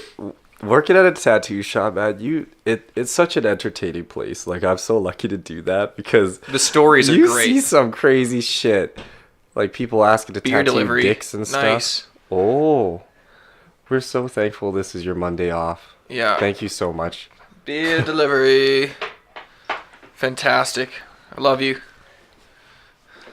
I was letting Andy know before that he needs to get the people more lit up on these things. So now we're getting lit up. They need to get more comfortable. Loosen up a little bit. But we've known each other for a minute now. Yeah, you've seen me in my worst places, to be honest, because laying in the tattoo shop. Oh, you probably seen me in my worst too, bro. Yeah, you know, it's a hard. That's a hard one. Getting the inside of my belly button tattooed was probably one of the worst places. I will never do that. I can't even touch my belly button, bro. I couldn't touch it. It's the weirdest feeling, right? If you touch it. Oh, don't touch it, man. Don't touch it. Look, it's all black inside. Well, like, your finger's not in it right now, is it? Oh, gross, bro. I have a mad thing with belly buttons. I don't like them. They're weird. It hurts when you touch it, though, right? Does it hurt when you touch? I don't touch my belly button at all. I don't even look at people touch. The Matrix, man, it fucked me up as a kid. When I saw that little bug thing, the Agent Smith dropped on his stomach and it went in his belly button, fucked me up for life. I couldn't sleep on my pillow, like my That was a PTSD moment, hey? Oh, yeah. I had to sleep my belly button down on the bed for a while because I was so scared. It was just, I'd never seen something so... Bro, your nerd armor works really good. Yeah, man, I'm a pussy, man. You look terrified. Can't watch me touch my belly button. That was awesome. Yeah, man, I don't fuck with it. That's why if someone wanted to tattoo their belly button, I probably wouldn't do it. You got to be able to do it. I can't do it, bro. I can't touch that thing. Would you do is there any other tattoos you wouldn't do? Cheers. Cheers. We actually had a guy call in asking to tattoo his dick. Okay. He had a YouTube channel too. Well, it'll make us famous, he said. But even for the right price, man, I ain't gonna tattoo. I'm not that hungry right now. I would like to get... I'm not gonna say it's out of question. Like, if you had to... I get it if you had to do what you gotta do to pay your bills. Like, sometimes if that guy's willing to pay you 2 G's to tattoo, like, 4 letters on his dick, fuck it, get that paper. But I wasn't really necessarily in need of that. Looking for that paper or trying to touch his wiener. Maybe the YouTube thing, like, you want to put it on TV, baby? You really want to be the guy to, like... Yeah, I don't want to be the guy who's like pinching the tip of his wiener while no, I you gotta roll it over your finger because you researched it. No, James told me about it, man. Because I realized when you're tattooing, if you don't stretch the skin, man, it's not, that line is not going to be clean. And a dick, you know how your dick can be. Let's be honest, boys. Your dick sometimes look big, sometimes he look a little scared. Small, yeah. He look a little scared. He look like a turtle. Yeah. Yeah, he's hiding. You ever had the flu before? Yeah. You ever see fucking 9 needles coming towards your little man? He's gonna be the scared kind. So it's gonna be the tattoo artist's job to force that turtle head out of there. There's only one way out. You gotta stretch him, and you can pull on him, but you gotta roll him over your finger so you could get that taut skin. Yeah, even getting tattooed, you get terrible shrinkage. I'm like George Costanza. Oh, dude, it's almost terrifying. You see, I was looking for the kids. That's the best episode, bro. Some people haven't even seen that. When I make that reference, it's just like, you haven't seen that where he was in the pool for. Yeah, I wish I was on TriCaster right now. We could play it, but I'd probably get sued. Dude, I was in Jamaica with a bunch of my homeboys. Oh, with a bunch of the fam, because we're having a wedding there, and we drank all morning in the pool the one day and shit, and we're drinking all day, fucking seeing who could get wasted first, and apparently my roommate, my homeboy Kyle, he had got drunk first, so. He fell asleep, and I guess after I was running around fucking trying to change all. What the fuck? This is your wedding invitation. Oh, what? Oh, this is really happening. Yeah, I'm getting married, man. What? Oh, well, damn, bro. I'm gonna be there. Gang, gang. Should I tell everyone the location? In Jamaica. Don't tell them. Anyways, keep going with your story. Oh, shit. I didn't even realize that. Back pocket it. I told you I was gonna get you one. I forgot. And now there's that one right there. Oh, damn, I guess I got some places I gotta be. Well, thank you, brother. Oh, man, congratulations. I'm happy for you. Thanks. That's fucking crazy. It's about goddamn time. Yeah, Sarah's great. I was wondering when the hell this was gonna happen. November 13th. So that means... And you're gonna tattoo my tattoo ring on me. Oh, yeah. They're probably just like, this motherfucker was just talking about the ring 10 minutes ago and he already forgot. I'm like, oh, shit. Were we talking about that on the air? I don't even remember if we were talking about the lace danglies and the tattoos, but... We talked about a lot of shit before this, too, so fuck. It's okay, that's what happens when it all kind of, like, soaked in. You have a few beers and you jump in. We got this great neat board, too. Oh, yeah, we gotta cheers this up for sure. I gotta pour another. You gotta pour another So we started with the 4 Mile Brewing Tangerine Dream. That was a great beer. And then this is the Citradelic IPA from Big Rock Brewing.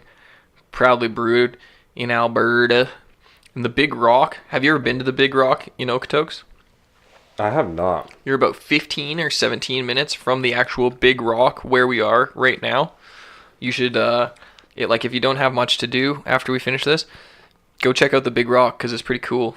It's just like it's a huge rock in the middle of the prairies, and it was a glacial deposit. I'm going to take a sip of this and cheers you again. Cheers. Cheers. It was, because where we are, right? South of the Rocky Mountains, there was glacial recessions that basically carved out all of the prairies. And one of these glacial recessions dropped this huge rock in the middle of, like, the prairies. And so, it's like it's literally Big Rock, Alberta on Big Rock Trail. And Big Rock Brewing started in 1985, and the founder, I forget his name, said that he wanted to make like an anomaly beer, like this Big Rock in the Do they have a factory in the Rock? No. Oh god. The Big Rock Brewery is again, probably about 15 minutes from here. I can't remember where that is. It's in an industrial area, but it's super cool. No, it's not in an industrial area. I need somebody on the Google for me all the time. Just see, if you guys had a video, you guys could have just saw my face how I asked him that. That was not a good question. Oh, that's okay. Where's the Big Rock Brewery? I know Chef Alicia Ross did a collab with them, which is pretty cool. 76 Ave Southeast, Calgary, Alberta is where the brewery is. I gotta go boxing after this. Well, then I'm just gonna get you lit. No, I'm just kidding. Yeah. Oh, don't worry. We could do whatever we want. We're gonna get lit up. Fuck, that's what's gonna happen. Yeah, we had the dab of the mimosa. I actually blaze literally all through my day. So I blaze instead of. Do you know what pre-workout is? Yeah. creatine and stuff. Well, the pre-workout is the caffeine that people get jacked on before they go fucking work out. And it gives you water weight in your muscles too, right? I don't really know because I have pretty heavy ADD, and when I fucking take that, it's like an upper. It makes my heart want to fucking explode, and then I get a headache. I remember I'd do some pull-ups in the gym, and I'd fucking get a deathly headache. And I did it a couple times, and I just stopped. And now I blaze up before I work out every day. That's it. I get super high, and I just go in but when I'm baked, and I'm doing the physical activities, I kind of focus more because I'm so baked. I'm like form, like you're a squat and keep that solid core locked in. Maybe you've heard this. I don't know. I'm not like a big athletics guy or workout guy, but I heard that you gain muscle mass less quickly. That's not the right way to say it. You're like your recovery slower? No, you just don't gain as much muscle mass as a cannabis consumer. Oh, like cannabis consumers gain more muscle mass? Less. Oh, less. 40%. Oh, interesting. Where did you look at this up? I've never heard of it. I was told this years ago. What motherfucker said this? I know, and I'm thinking about it. I don't know. I don't know if I'd be a good advocate for that, though. Like, I've gained a lot of muscle in the time that I have, but now with the cardio from boxing, I'm not even interested in gaining muscle mass anymore. I guess it's different goals, right? So because you're like it depends. Our flyweight, what would you be in boxing? I'm like 140 right now. I could either fight at 140 or 131 or 2 or some shit like that. Yeah, and you're jacked. I wouldn't want to lose 10 pounds though. It took so like when I started working out, I was 128 or something. Really? It was fucking crazy, and the heaviest I got only was 155, 160 ish. And my weight fluctuates a lot. Like my metabolism's crazy, but when I was really interested in that and the ADD shit. I always take on so many different hobbies. I started getting into calisthenics, and then I lost a lot of weight too from that. Okay, which is like using your own body weight. Like, which is like a lot of gymnastics. Barbells, yeah.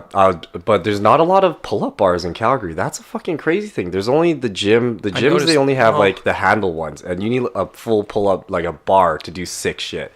Yeah, you ever go to open gymnastics? No, I only went to like the outdoor ones. You should, let's go rip it up one night, because I don't know if you know this, but I was a competitive gymnast for Get the fuck out of here. A long part of my life. What? Yeah, that's what I did in my childhood, was I became like a nationally ranked. Did you wear a little unitard and stuff? Yeah. Get the fuck out of here. I'll show you, I'll find some... You have a little fro with that too? Oh yeah.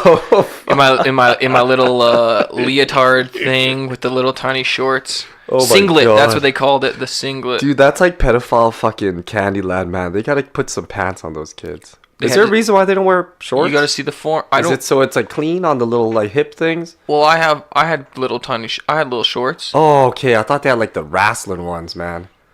No, girls wear like a leotard, and then the guys wear like a singlet, which is basically like you wear that. But it's pants, like little pants. Right? Yeah, you get little shorts. Why like are they so tight? Like, because they want to see your form, right? Because it's all about how you're presenting everything, and so interesting. Yeah. So can you do that thing where you're on your like arms and it's all locked, and you're like kicking your legs underneath on that weird bar? The pommel horse. Damn, there's like a UFC fighter that I've been watching do this, and he's just showing his progression every like little bit, and it's actually really cool because he's fucking a badass motherfucker, and he's showing you that like the process of getting to there. Dude, let's go to open gymnastics. It makes you see, because he's a champion, and it's a challenge for him to do it. So I'm like, how fucking hard is that shit? It's hard. Like, they make it look so effortless. That's the crazy thing about it. I can still almost do flares on the ground. Andy, I feel like you're like the old like learned man now. We can't risk your brain for this. I know. What if something happens and I'm to blame? I could do a backflip on the ground, but it's like a sketchy trick. Because please don't show me. I believe you. One time for a wine listing, because I used to be a wine agent, I was like, yeah, I can do a backflip. The guy's like, if you do a backflip right now, I'll give you a listing. And I ripped a backflip right there. That was it. What shoes were you wearing? Dress shoes. Game over. I was in a suit, man. Did you at least tighten them up? Hell no, I was ready. Kick it all the time. Full send, no brakes. It probably had like fucking leather laces, so they barely even fucking stayed tight. It was good. I kept the tie on. You have the jacket on too? No, I took the jacket off, but I kept my tie on. Of course keep the tie. And I had the tie clip, so I was good. It wasn't going to hit me in the face. Do you like the tie clip? I was looking into one, and like the boys at Hugo Boss were saying that tie clips aren't really in. They don't really like them. Bad salesman. You just snitch them out. No, they're my boys. They're cool, but they just believe and no, it's kind of banker style, right? It's kind of like well, like I wanted like a nice like LV one. It's like not too expensive, but it's like I don't know. I feel like if I'm gonna have one, I want like I do it every once in a while when I want to like look like a fucking suit. I'll wear it. That's the thing. Would you rather have an invisible clip? I was looking into those on Amazon. They're like a couple bucks. They're just like little plastic things that stay behind your tie that button into the button. I like the movement.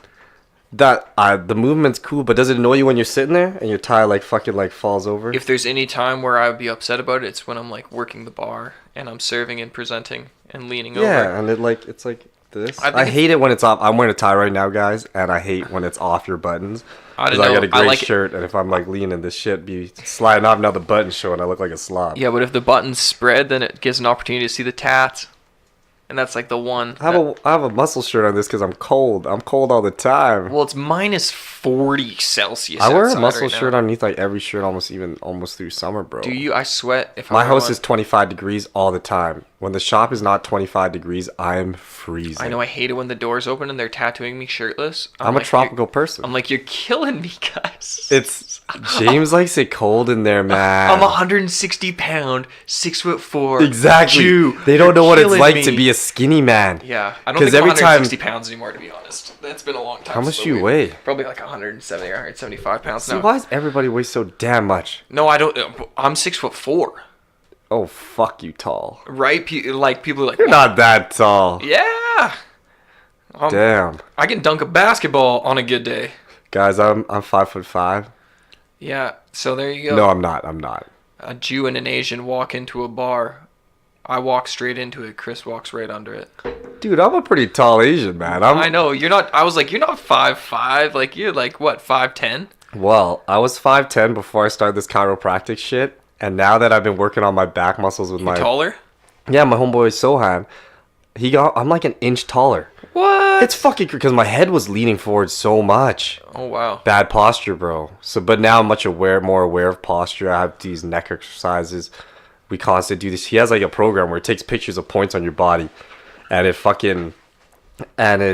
shows your posture how everything's leaning and shit. Okay. And it's crazy. My side profile one when I started, it's all on my Instagram, was so forward. My head was like, I saw it. It was crazy. 37 pounds or something. Because I think every degree is like 15 pounds every inch forward. I bet he could help me so much. I feel like my neck's so heavy. If you want to do these podcasts for a while, you got to get those like nice chairs so that people's backs ain't all fucked up, so they're all sitting there all good. I know. I had one homie and that chair got a little squeaky because he kept rocking while he was talking. Why was he rocking? Was he nervous? He was just pumped up. We're gonna get this shit, boys. Yeah, and you hear it squeaks a little. It sounds wrong. Well, what I'd like to do soon is we'll finish the basement, and then we're gonna create a studio where the jam space is right now, and the turntable. That's where I thought you had that shit. So and what's gonna be great about that is Sarah's, because I'm not allowed to smoke cannabis inside the house, like actually smoke it, but we're gonna build that like a cigar room. And we're gonna put ventilation up top so that we can. That'll be the studio will be the smoking room. Did you just say you're not allowed to blaze at your house? Well, I'm okay with it. I can smoke dabs anywhere I want. This is how it happens. They always get control of you. Well, no, it's like I bought a brand new house. Nobody's ever lived here before. It smells like a new house still. And if I start smoking weed in here, like it's gonna stink real fast. Fuck yeah! When I get a house, I'm smoking in it. Yeah, I would too if Sarah wasn't here. That's exactly it. It becomes this thing where I always like bust my friend's balls. I get it, it's how it goes. I was like, yeah, yo, can we go tonight? I'm like, yo, wait, I better ask your wife, is it okay if you can go tonight? Sarah said, well, I can do anything I want like that. But Sarah said if I have Method Man here, because I got the Method Man Sound Records, she said when the Method Man comes to do the podcast, then we could start smoking in here. Is he coming to do the podcast? I don't know. Are you dropping this on us right now? I'm throwing it out there. Method Man, please come and do the podcast. I will supply all the cannabis, and you will change my world. We got all the cannabis. We got all the fucking Henny and shit. We good. And you will give me the opportunity to smoke blunts in my house. I know you don't smoke woods, but I have boxes and boxes of woods, and we'll be able to smoke them in my studio. before I have the smoking room built in the basement. Oh, you're a dick. We're smoking them right now. No, you're not Method Man yet. All right, well then I'm gonna be here for that. Kick a freestyle rap, you ready?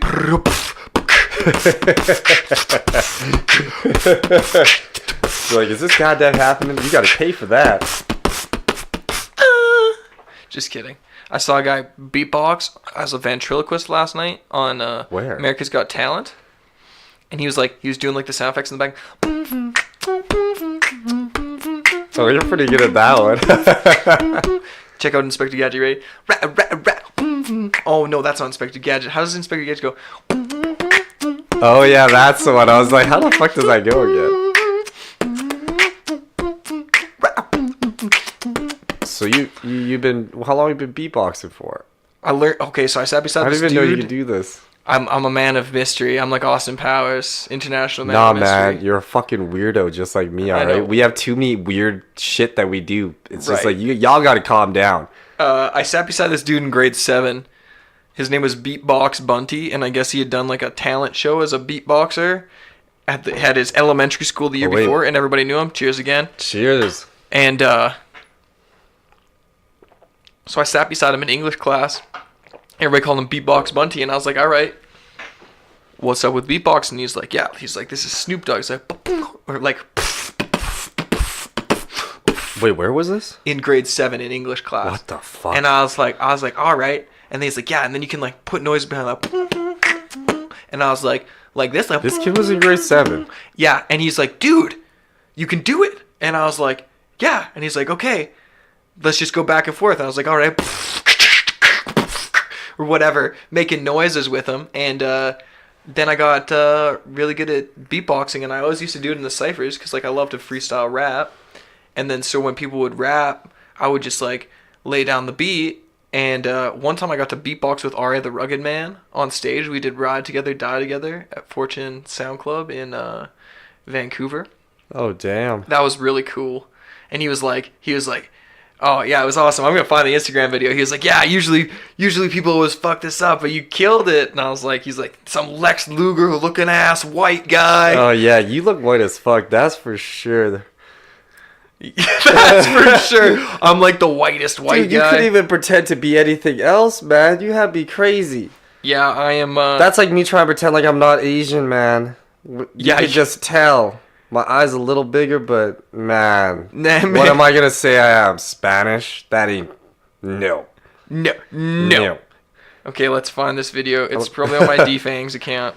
That was my stage name. I don't think people know that I produced music under DFangs, but he had that, you know, that general white guy dream like Eminem, where he go make swagger. That stage.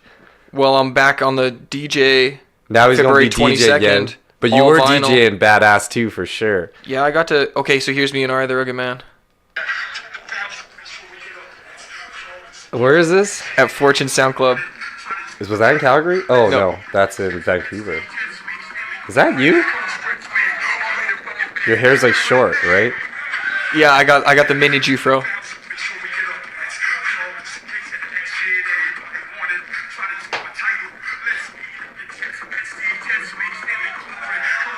So hype. So he's rapping on a stage.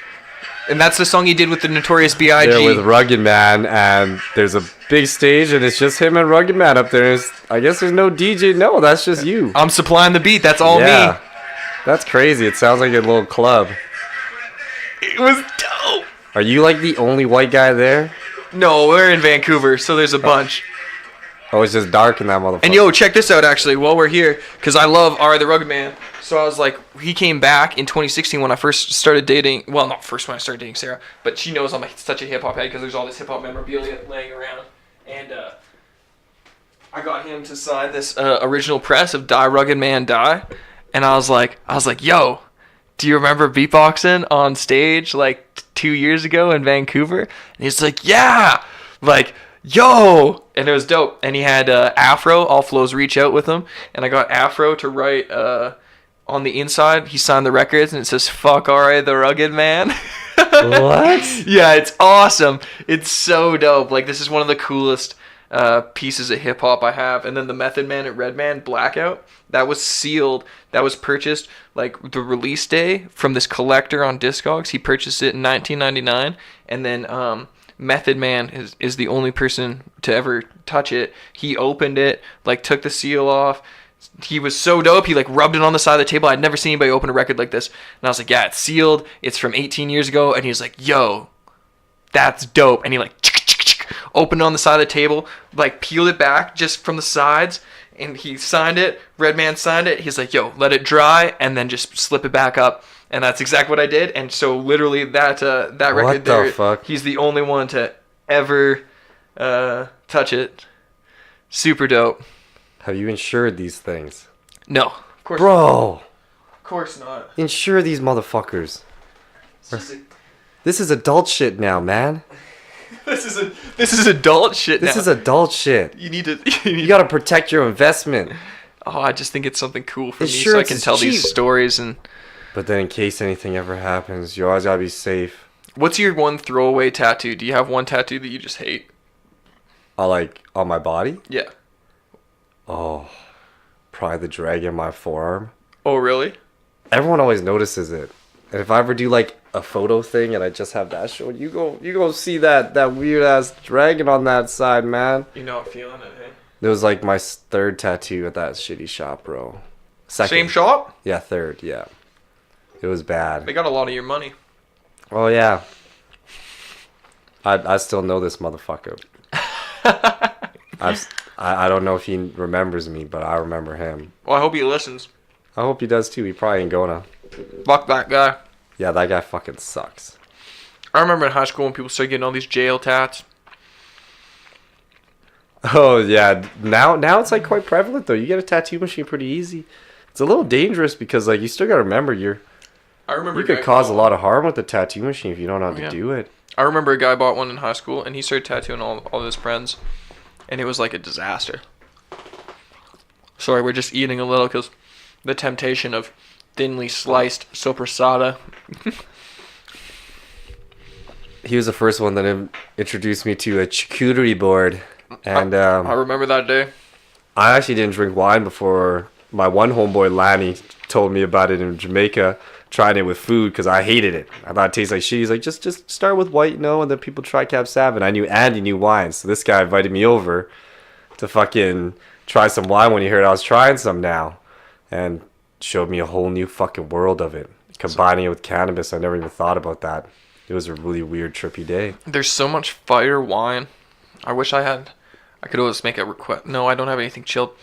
But there's so much good wine that's like nobody drinks, and it sucks. Like if you want a great $20 bottle of wine, it's there, but people spend their money in the wrong place constantly. And I think the one main issue with that might be people want to get drunk. They don't want to appreciate wine, and that's the hard part about like being a wine connoisseur, understanding a wine connoisseur, is that it's more about the sensory perception of the item rather than the actual intoxicating effect.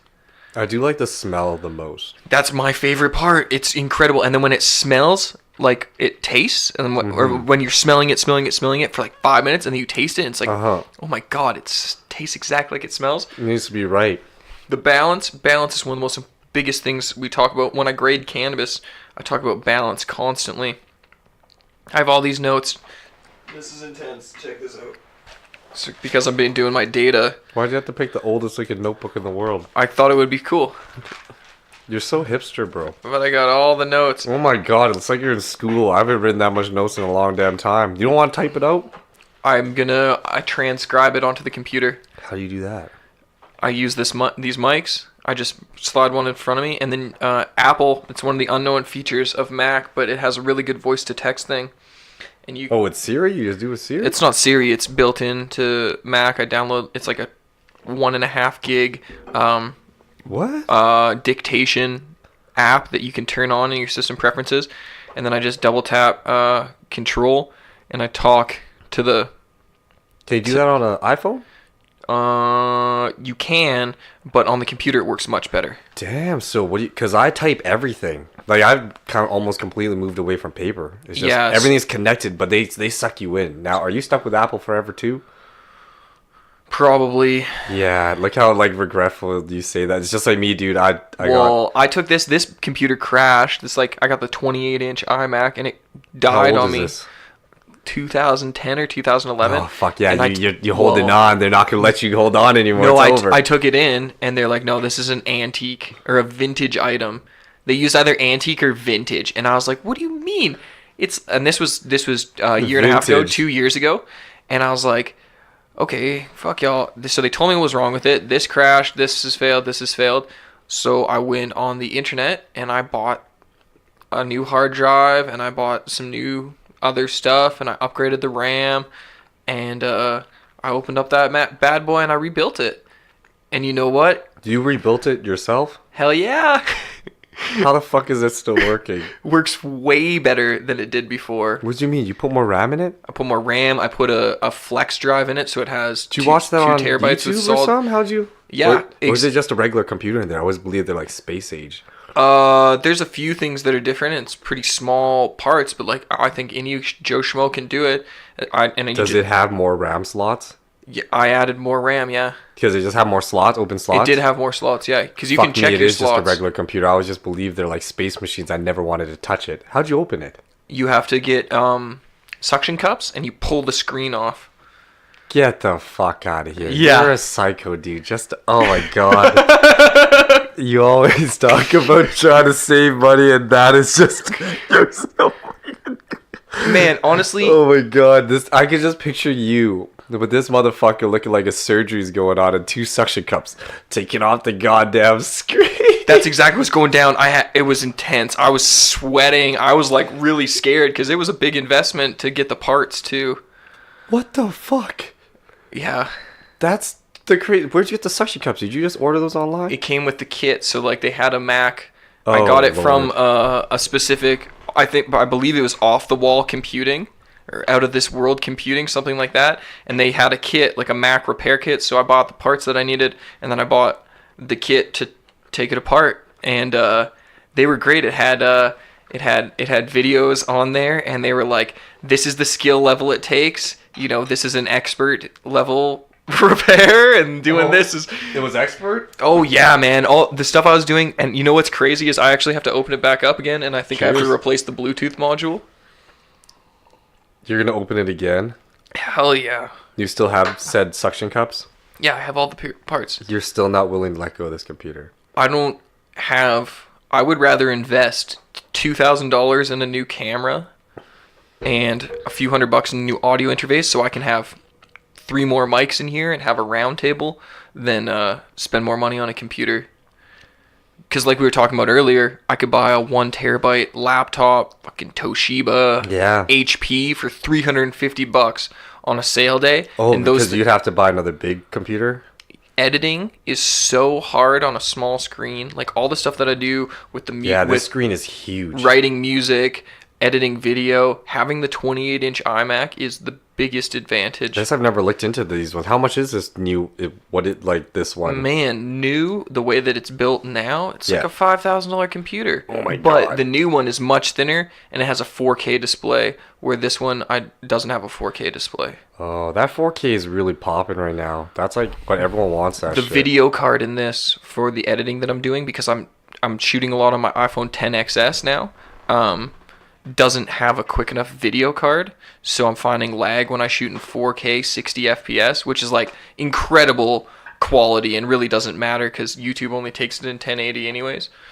So I've downgraded it. When I film in that quality, everything lags, and so I literally have to millisecond by millisecond edit the video, and it's like the most tedious thing because I need to buy a few $100 video card, or I could just buy a brand new Mac and give up on upgrading. But my MacBook is already, like, I just bought it, and it's just MacBook Air. When I'm erasing on Adobe, it gets a little slow, and I don't draw on Adobe. I just use Adobe to do like. You should just buy the cloud. And I still use it for website shit. Yeah. And it like It's kind of slow. Buy a few terabytes on the cloud and don't save anything to your hard drive. There's nothing on there. There's nothing on your hard drive? That's what you're doing? Yeah, see, that's bullshit then. Because this computer is fast now. Like, oh, really? Oh, and there's like a terabyte or so of stuff on there right now, maybe even 2 terabytes with the flex drive, and like it rips. Damn. Yeah. I ain't willing to take this thing apart though. No, it was a big task. Like, that was intense. That was an intense surgery day. Oh, I bet that was just like surgery. I was sweating hard, and I still have the old hard drive because I saved the old hard drive because I wanted to recover all the music I had wrote on it, because there's a lot of files on there and there's a lot of songs that I wrote that I never printed into. Why didn't you put on my hard drive before you took it off? Well, because those are the lessons you learn. Damn, no, bro. The computer crashed, right? Oh. The hard drive has to be sent in for recovery. Oh, okay, I didn't know it crashed. I thought you just decided to do this. No, it was just... Oh, shit, so you're trying to bring it back to life. I brought it back to life. Yeah, Jesus Christ, you're crazy. Yeah. Most people would just let go. I know, it's a zombie. And you know what the craziest part was? I had the money at that point, too. Now your bond is too tight with this guy. I wonder how long you can keep him going for. But what about the fucking updates? They always change that update shit so it doesn't work smooth. How you put new programs on this? I think I put 32 gigs of RAM into it, and I put a 2 terabyte flex drive in it. Like, this thing is a beast. But some programs don't work with the updates it has. Well, I don't usually go with the new operating system, or I'll like read the forums to see if it bugged before I update to it. You go deep into it. My laptop downstairs, because of the Tractor program that it runs on, the DJ software that it runs, and I haven't updated my music software, but I have all these very specific mappings and stuff. That thing's probably going to sit like it is for forever, because it runs perfectly, it's fast, it does everything I need.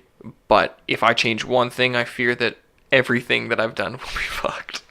Because it's elaborate, risky, bro. Elaborate, like 100 hours going into just like the Tractor mapping so that I can do the XY 3D controller stuff that I always dreamed of doing, and it works. I'll go downstairs and show you it. But if it ever disappeared, I would be like, that's 100 hours of time I'm never gonna invest again into coding and programming a piece of hardware. Unless it works out. Well, I really hope that I get to play more DJ gigs as I do more cannabis sommelier events. Oh yeah, you want to get more into that? I just think there's a big opportunity for when I go to places other than Calgary, that if I'm going to make the travel, I might as well do an event and an after party. Cool. Yeah, that'd be kind of really cool, actually. If you DJ'd the show after, because I bet you a lot of people be like, this motherfucker really DJ and you actually know how, so that'd be sick. Yeah, spin all vinyl. Are you going with the same name? Yeah, the Cannabis Sommelier. Oh, no, you're not going with the old name then. No, D-Fangs is... Yeah, D-Fangs is gone. For now. Probably forever. I never really liked the name that much, so... Why'd you pick that name? It was my nickname in high school. What? Why? Andy. I said Butterfingers a lot. Uh-huh. And then everybody called me Andy Fingers, and then just called me D Fingers, and then it was just D-Fangs. Oh... Wow, that's like the weird evolution of Andy right there. Yeah. And then just like so many people know me as D-Fangs. You guys could bust down the lines of when you knew him by what nickname he had going on. Right. Who goes with a stage name of D-F-A-N-G-Z? I don't know. I thought it was like a wolf thing. Everybody thinks it's fangs, like teeth fangs, but no, it's just like fingers. It's like Andy Fingers. I thought oh my god, I thought it was a wolf thing for a long time.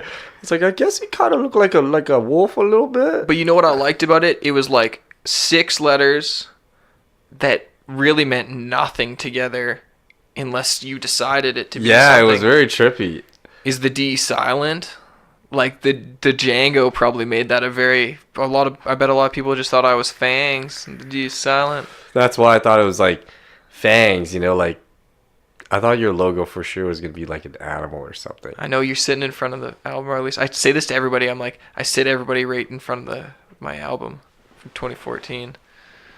I was on that Ludacris hustle. I was like, yeah, I can sell albums out of the trunk of my car. How much you sell of those things? I think I sold 100 CDs out of the trunk of my car. And how old were you? That was 2014. It's 20 years old. Damn, 19 years old. We're old as shit. I'm not that old. I don't know. I'm 25, feeling alive. I'm crushing it. Yeah, I'm old, man. You enjoy 25, bro. The internet is a huge opportunity. Well, I don't know. 25 is different for everybody, right? Because every time I realize, like, I'm a pretty old soul, and my 25 right now is so different from other people's. Like, I had a conversation with my old boss today about something that I was supposed to go do that unfortunately got canceled, and it was a speaking engagement. But I was like, I'm never taking another job for somebody else again. Like, this is it. I'm done. And at 25, that's like a crazy kind of idea to me to just... I wrote a great article for this magazine called the Nomad Mag about like a personal essay, and I've been working since I was 12, and I've had a lot of bosses, and I feel like the knowledge that I've amalgamated is like got me to this place where I'm done. But other people's journey at 25 is not done working for other people. It's not like owning a house. It's not these moments. And I'm not like, it's not a brag. Like, I drive the shittiest car of anybody I know. In return, I get to have a house. It's the house poor. It's a real thing. Yeah, well, it's not. Well, it's not like the poor, but it's like, I got bills to pay. Yeah, there's other options where I can build equity and build my life in a different position. And, my journey right now at 25, again, is not everybody else's journey at 25. Oh, of course. But I hope that people get stoked and realize that your side hustle can definitely be hell yeah, your real hustle. Like, at what point did you think tattooing was going to be your hustle? And we were talking earlier, like, is tattooing going to be your hustle forever? Probably not. I don't think so. That's why the thing is, like, I always loved it and everything, but like, I know that tattooing is limited by the time your body's gonna last. Really, your eyes ain't gonna last forever. Your fucking back and shit. So you gotta have a plan, because most jobs and stuff, like, I believe in the straight fact of working for yourself. Like, that whole thing with getting those extra benefits and shit paid for, like, they pay $100 on your glasses or whatever, your dental, so they make you work there for years, forever for them. But, like, I watch people work for places forever, and then they get fucking laid off or something, or the company goes out, and all of a sudden you have nothing to rely on. And it's like, you gotta think that you gotta hustle for yourself to get that fucking, those benefits paid for yourself. Security's a hard thing. I just heard the company that I left lost like a huge part of the revenue stream, like one of the main distributors, and that's shit. When you lose 50% of your revenue stream, what's the pivot? That would be fucked up. But that's why you gotta have another side plan all the time, right? Like, it's not even a side plan. Like, you just gotta make sure that you gotta know that things don't always last forever, and be able to pivot. You gotta be smart. You just gotta make moves. But it's kind of like, I'm always looking at things like it's a hustle, really, because everything kind of is a hustle. You gotta keep it moving, you gotta spend money to make money, kind of shit. And if you ain't really doing that, you could sit on it. But and let me back that up by, your time is money. Yeah. And if you don't, you gotta value what you do with your time. And the other thing is, your fucking phone in your pocket is the biggest opportunity anybody has right now. If you don't think you can have an opportunity in your side hustle, and you're listening to this and you're like, oh man, I don't know, I can't do it, this isn't my journey, this isn't my whatever, like, literally record yourself doing whatever you like to do and talk about, and other people will be interested in what you do and what you talk about. I kid you not. Oh yeah, you just gotta record your shit. Most people, I think, but everyone feels all weird about it. Did anybody notice the Super Bowl yesterday was presented by YouTube TV? Was it? They said it multiple times. Damn. Yeah. I'm a YouTube content creator. I don't know about YouTube TV yet, but I heard that on the Super Bowl like 6 times. They stopped saying it after the second quarter, but that's because more content, like YouTube watch hours, outpowered cable watch hours last year. Oh yeah, they're killing the cable YouTube company. Is the second biggest search engine on the internet, second to Google, because people want to watch what they're interested in. Yeah. So, like, again, anybody listening, if you think your fucking phone in your pocket is a Game Boy or something to look at pictures on, and you're not looking at it as the next biggest business opportunity in the world, you're fucking up so hard. And that doesn't mean go on Instagram and create an Instagram portfolio. It means record videos, create content, put it out everywhere. Like, there's so many places, there's so many avenues. Like, if Instagram disappears tomorrow, I'm good. You can find the cannabis sommelier. Oh yeah, you got to make sure you ain't relying on one thing. If you rely on one thing, that's gonna get dangerous. But that phone, like the camera in it, that's your access. It's incredible. Amazing. People can type so fast on phones. Like, people that don't like to write by hand or type on a keyboard. Like, there's a generation that's fast as fuck on their phone, and if you're not using that to like spread your message because you're too shy to talk, or you don't want to plug in some fucking headphones to speak on a podcast, like, there's so many mediums to have your voice heard. Just like we said, the internet gives a platform for absolutely anybody to be heard, and you can capitalize on that in any way. And you know what, back to it, I'm going on a rant now. If you think you're gonna make money from it, like, see you later. Nah, man, you can't view it like that. Forget about it. You're fucked. Don't think about money at all. Money's the absolute last priority. That ain't go help with shit all the time, man. Create your reputation and make people respect you. Because your rep, like, I don't know if you ever played a video game, but your rep is everything when you're trying to make any kind of a deal. And when you have the reputation and you can give so much away for free, and then you can finally ask for what you need, it's a completely different game. Yeah, it switches it up. Completely different. You just always have to worry about, though, the fear of making, like, it sucks when a hobby or something you enjoy doing becomes a job. No, man, I don't think so. Well, to a point, if you, like, start taking on too, like, it could become draining. Like, I haven't felt that, but, like, you can feel that where it's just like, holy shit, like, or, like, I guess then it is what you want to do. It's like a weird way where if you really enjoyed, I'm fucking stoked on what I'm doing. I made cannabis and wine my hobby, and I want to talk about cannabis, and I want to talk about wine, and I want to eat good food, and I want to meet the people that are changing the game. Oh, maybe that's why I said that I feel like I'm looking for that other thing past tattooing. That probably would be a reason why. Because I feel like before I could paint anything I wanted and shit I wanted, but now it's like, but that's why I want to get a business going where I'm free to, what is it? You have your dab. Oh, I gotta do dab. It's okay. We're gonna both dab. As long as you don't forget where you were. We are at Beers with Buds, so gotta get the buds. As long as you don't forget to. Where were you at? Do you remember? Oh, shit. I feel like it was going in an authentic route. I think it was like authenticity. You wanted to be like figure out what you want to do, but you still gotta figure out who you are and what your mission is or some shit. I wanted to make a side hustle, a business, like get something going that's tattoo related or not, something else so that I can actually afford to pay my bills and whatever I got to do, and just do the art that I'm looking to do, like be creative freely without having, because it's cool to be creative to live, which is awesome. I'm super thankful for it.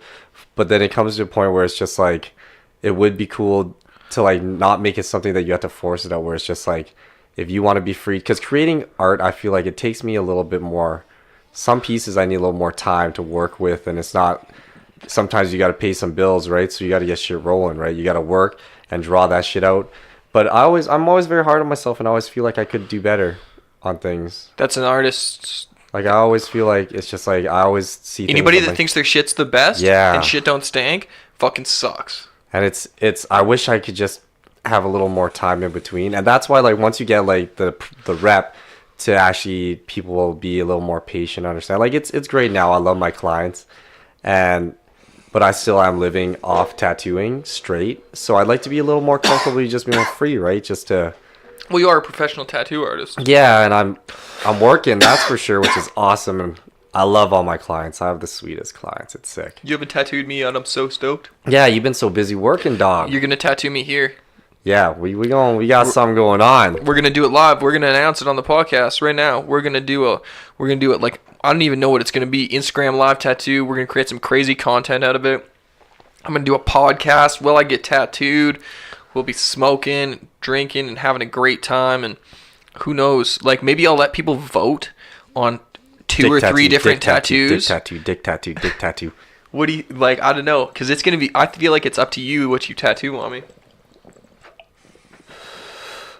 I don't know. What could it be? Something to represent this time in life, so you can remember this. That's an interesting idea. Like I was thinking about the wine glass with the cannabis leaf, but I think it could be so much more intricate because I'm not that artistic, and that's why I love wearing these beautiful pieces of art.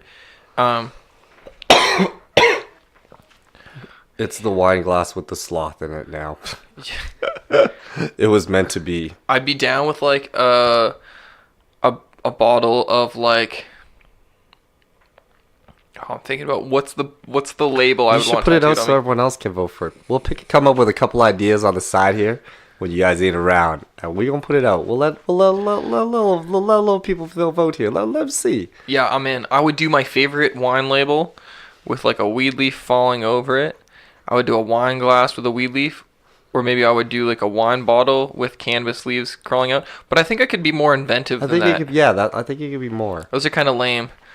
But you know, every time I bring like tattoo ideas to the table, those are just too predictable. Well, my sleeve, this was hilarious. When I sent James the thing I wanted for my sleeve, I sent him this picture, like this pirate. It was like a skeleton pirate. Do you want to Q-tip that? I'll do it for you. Don't worry. Q-tip which? I'll do it. Don't worry. Yeah, you just put it down. I sent him this picture of this, like, I said I wanted, He don't trust me with that shit, I guess. Again, here's my scary tattoo. I wanted a pirate ship, like a ghost ship, with, a skeleton on the deck who would cut off, like, the pirate's head. And I want him, like, holding the pirate's head on the ghost ship. And, he sent me the picture like the day before, and it was crazy. It was like this, how do I even describe it? Like a trippy image. Fuck, that's not the right word. God damn it, it's escaping me. Anyways, it's out of the wave breaks like the skull, and the skull is like blended into the waves, and then it's like the front of the ship, and it's like an actual ghost ship. And it's super badass, and it was way cooler. The context was just not in the right order. It was all there, but not in the way you had seen it. Yeah, it's always a hard time because sometimes I get a lot of compliments on that tattoo for years. Oh hell yeah. It's always a hard time interpreting, because it is your job as a tattoo artist to interpret what they're trying to visualize. And since we like pictures, we're a lot more descriptive with certain things, or like images, right? We can describe certain things. But then sometimes when we're describing to them, it's like, oh, you want like neo-traditional style? They're like, yeah. Like, you don't really know. Yeah.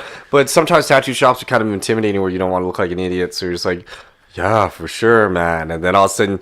Yo, here's what I want to do. Sorry, before this idea escapes. I want to do 3 tattoo drawings. Okay? Uh-huh. We let people vote which one I get and we create content out of, and then which one that we give away, and I'll pay for the tattoo. And we'll do like a collab giveaway, and whatever the second one voted is, people can get that tattoo. Or whoever the winner is. They get the second voted tattoo. Yeah. Interesting. Out of the 3.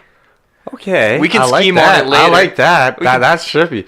Do you think you should make it so they have to get the second voted item though? Yeah, I do. All right, so you have to make sure that your 4 voted items aren't too personal to you.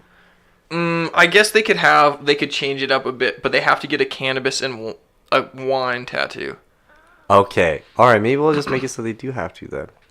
I kind of like that because I know your idea will be way more beautiful than anything that I'm imagining. It's gonna be like a straight, plain 2D, just a wine glass with a simple regular cannabis. Single line, single needle.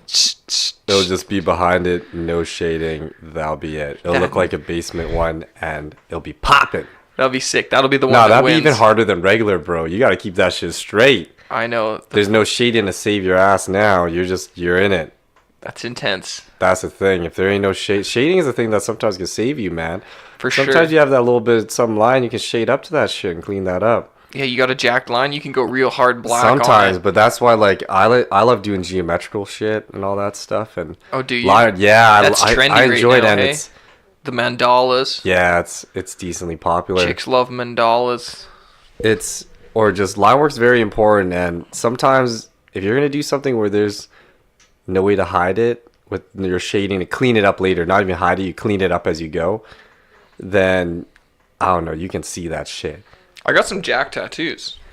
Oh, everybody does. It's kind of the journey though. It's not, sometimes it's not even really about the tattoo, right? Sometimes it's just about that moment in time. Totally. I remember getting my baked Illuminati eye in this tattoo shop, and I sat there all day with my homies. My one homie had got his first tattoo ever, and he got LA in skull hands over his heart with like classic. East LA whip shading. Such a gangbanger tattoo, like so ridiculous. Does he still have it to this day? It's his only tattoo. Shit. Other homie got like a flame Ferris wheel, and like it was like little kitty colors, and it looked like a kind of a little kid's drawing. It was pretty lame because the dude totally wasn't into it. Because the same dude did all these tattoos. So I sat around the tattoo shop all day while these guys got their tattoos, probably like 4 hours, right? And then it's my turn to get tattooed, and everybody bails on me. And I'm like, whatever. And the dude's like, yo, are you cool if, like, we go grab some beers and, like, smoke a blunt before we do this? Like, I've been working all day. And I'm like, yeah, man. Like, that's what I've been doing all day. Without the beers, because nobody I was with was, I don't think anybody was 21 at this point. So we weren't drinking any beers. So you couldn't drink any beers? So he went and bought my booze for Coachella, actually. And I got like 48 Budweiser. And we sat in the shop and we smoked a blunt in the shop and drank beers. And he did my baked Illuminati eye in like the ditch of my knee. And it was like the worst spot ever. It hurt so much, but it didn't actually hurt that much because I was just feeling good because you're drunk. But by the end, I feel like he was drunk at the end. But he jacked one line super hard. No way. Yeah. Oh, at least it has a good story behind it. Well, it's good. It's all on my California leg because first time I went to Coachella with Josh, our mutual friend. Rest in peace, Josh. I went and got crossed blunts and a skull classic and weed leaves up my leg, and that was my first California tattoo. And then next was I think it was the baked Illuminati eye. What was the? I have so many California tattoos. I'm not remembering now. I didn't even know you had that many of them. Yeah, so it was the cross blunt, skull and cross blunts, because I wanted to be like a pirate, skull and cross bones, and cross blunts. Then I got the baked Illuminati eye, and then I got the Coachella bear, or I got the California bear wearing sunglasses with the reflection of Coachella, and I got like East super like gangbanger cholo Coachella script, and actually I think that's all my California tattoos. How many more have you gotten since I've seen you though? I don't know. Because you've got more, right? No, I got that, and then I got that weed leaf giving the middle finger.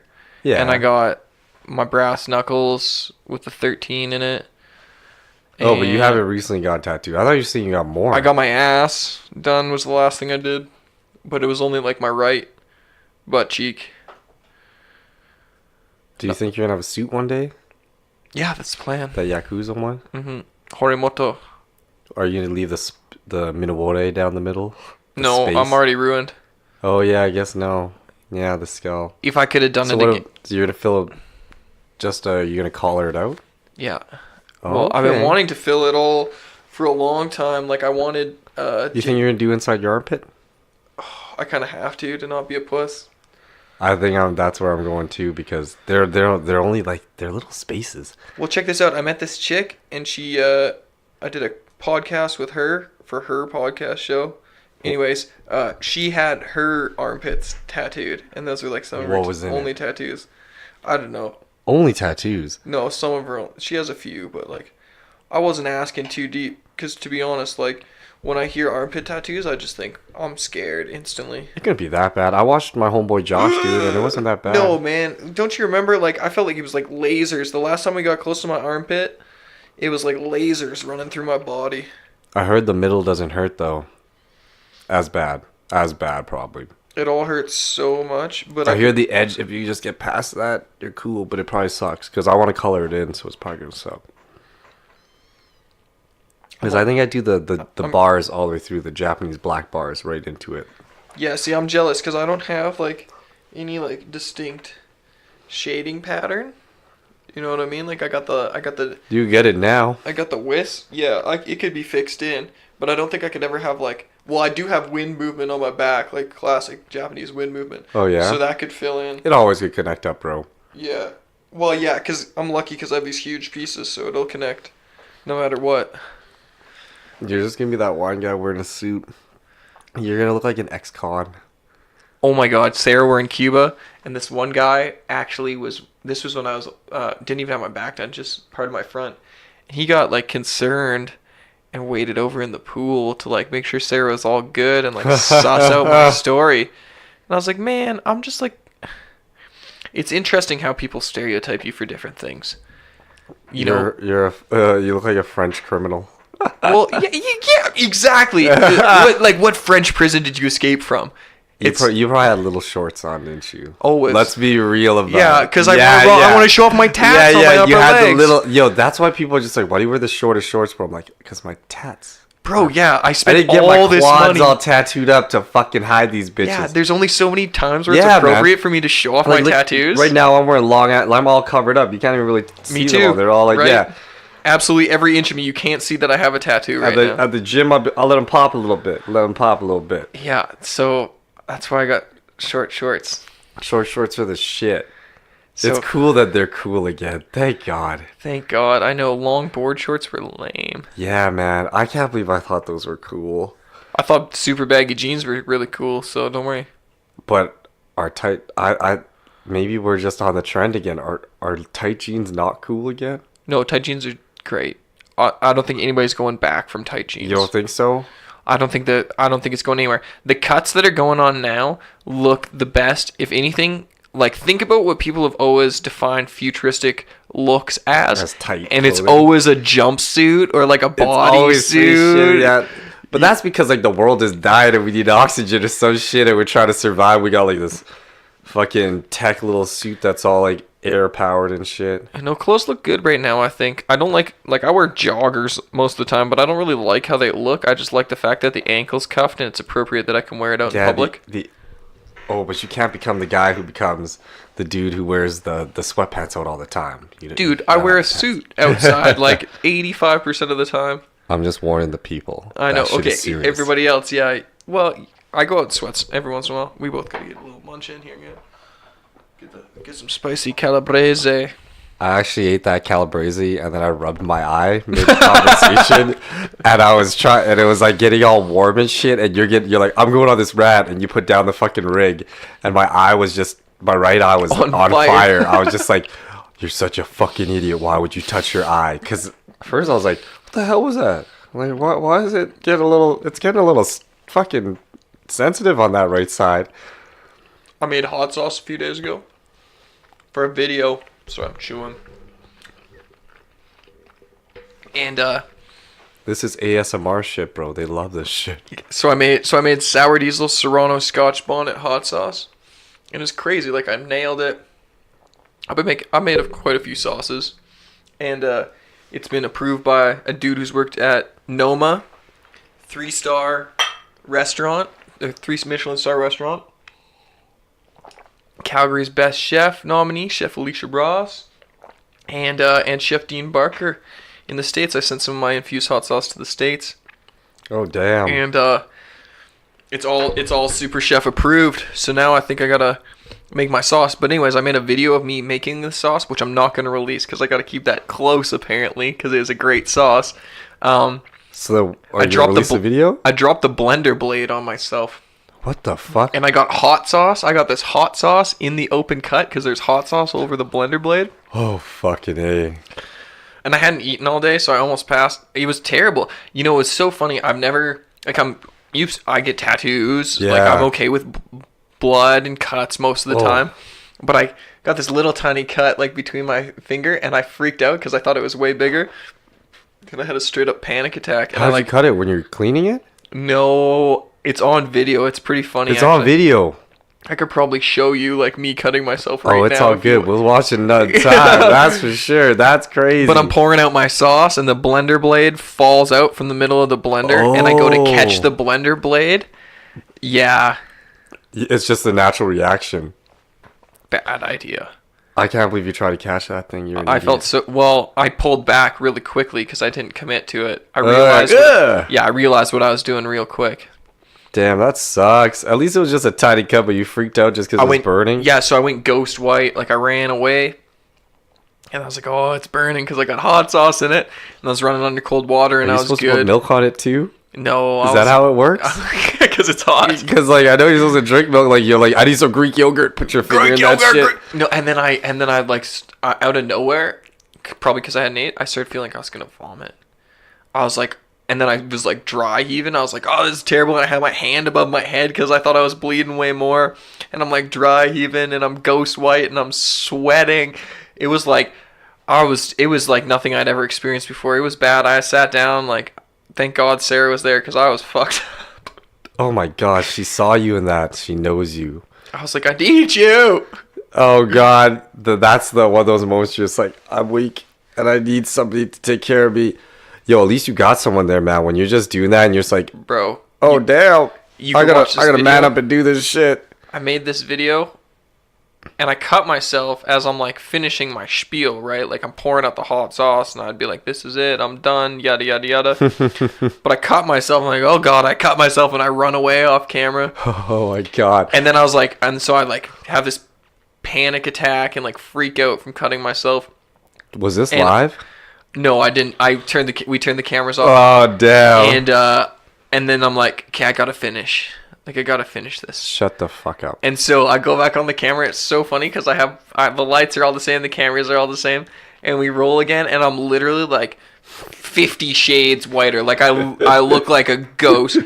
And I'm like, oh my God, sir. Like, and I look back on it, I'm like, I look terrible. And she's like, you should have seen yourself 5 minutes before. Like, you looked awful. Oh she's my like, God. I didn't even know how you did that. And I was like, well, I thought it'd be funny. She's like, so you did upload that video, did you? no, it's staying close because apparently the hot sauce is like a national treasure. But you didn't even upload the blooper reel? The Jackie Chan reel? The Jackie Chan reel. Jackie Chan was my favorite actor when I was a kid. John Wayne and Jackie Chan. Hell yeah, bro. Those are my dad's two heroes, John Wayne and Jackie Chan. I've never seen John Wayne in my life. What? I don't even know who that is. Oh, man. He was the man's man. Cowboy? Yeah, he is a cowboy. The Duke. He's, How many movies this guy got? I bet like 100. What? A lot of cowboy movies. Let's look up the John Wayne These are like stats. black and gray fucking movies though, aren't they?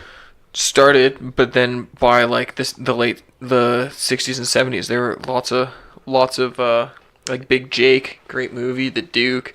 I love John Wayne movies. I don't even because my dad loved John Wayne movies because they're old. Guy's been dead for a long time. Like the face of this guy died in 1979. True Grit, The Quiet Man, Rio Bravo, The Alamo, The Shootist, The Searchers, El Dorado. Oh, these are all such great movies. I'm getting great memories right now. Big Jake, like I said, great movie.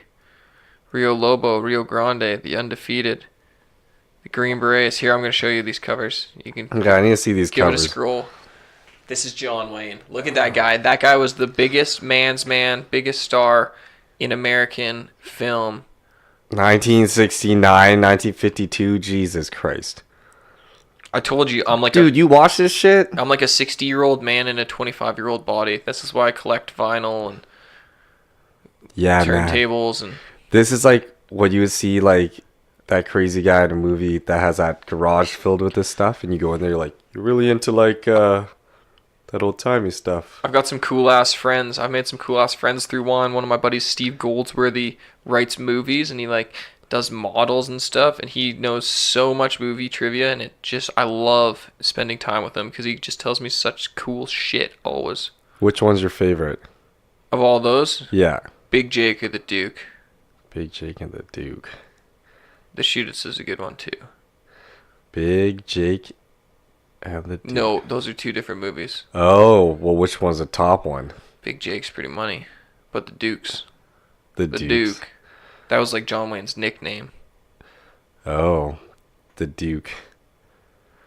I've never seen these. I'll try watching one of them. Yeah. I'll give it a go. Dude, they're sweet. Honest, they're fucking awesome. Listen to this quote. Courage is being scared to death, but saddling up anyway. Talk low, talk slow, and don't talk too much. Life is tough, but it's tougher when you're stupid. You have a mustache while you're saying that, so it's just... More quotes. This guy's fucking brilliant.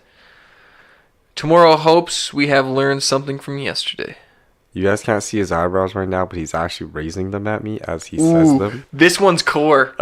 Never apologize and never explain. It's a sign of weakness. I don't agree with that one.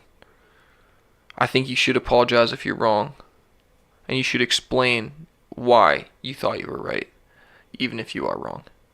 I feel like I got in trouble in school. My dad's trying to explain to me the lesson with movie quotes. This is the most old-timey one. This is the last one in the list. Oh, no. This is number 10 or number 1? 10. Oh, everything is in black and white. I say, why the hell not? What was number 1 again? It was a good one. Courage is being scared to death and saddling up anyway. All right, that's pretty badass. That's a lot better than number 10. Damn, number 10 was... How was that even number 10? Well, number 9 is, if you've got them by the balls and their hearts and minds will follow. That's still better than number 10. Number 10 was a little... Number 10's a little... It looks like they just threw it in there just to fill He was a Republican. Yeah, they just like fill the spot. Just put a number 10 on there. It should have been top 9. Yeah, he's a badass mother... Just so badass. Ugh. Do you watch these black and gray videos? Well, a lot of them are in color, but yeah, I have watched the black and white ones. Oh, a lot of them in color. Yeah. I don't watch a lot of those old ass movies. No offense to anyone who likes them. I don't know. Some of that old production kills my soul. In a world that needed action. Here. Am I tripping balls right now? Oh. One man. Look at this. This is an intense movie trailer. You're actually playing this podcast. Yeah, here. Watch, take it, watch the video. I don't even know what's going on, but it was supposed to be John Wayne quotes. I'm going to load up another tab for us. It's there's a black and gray cowboy, and he's standing there as the camera's cut close to his face, and that says, an inspired hero. Dude, I would die watching this.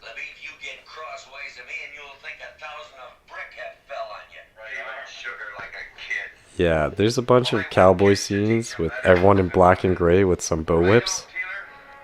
And it is one of those old-timey things that you would think it is.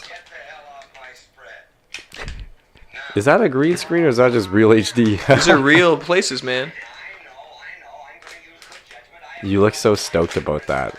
Dude, these movies are epic. You're like, those are real places. These movies. This is the shows on that classic channel that everyone always passes over. Is this the Bravo channel? Is that what it was? TMC. Or is it, what's the classics channel?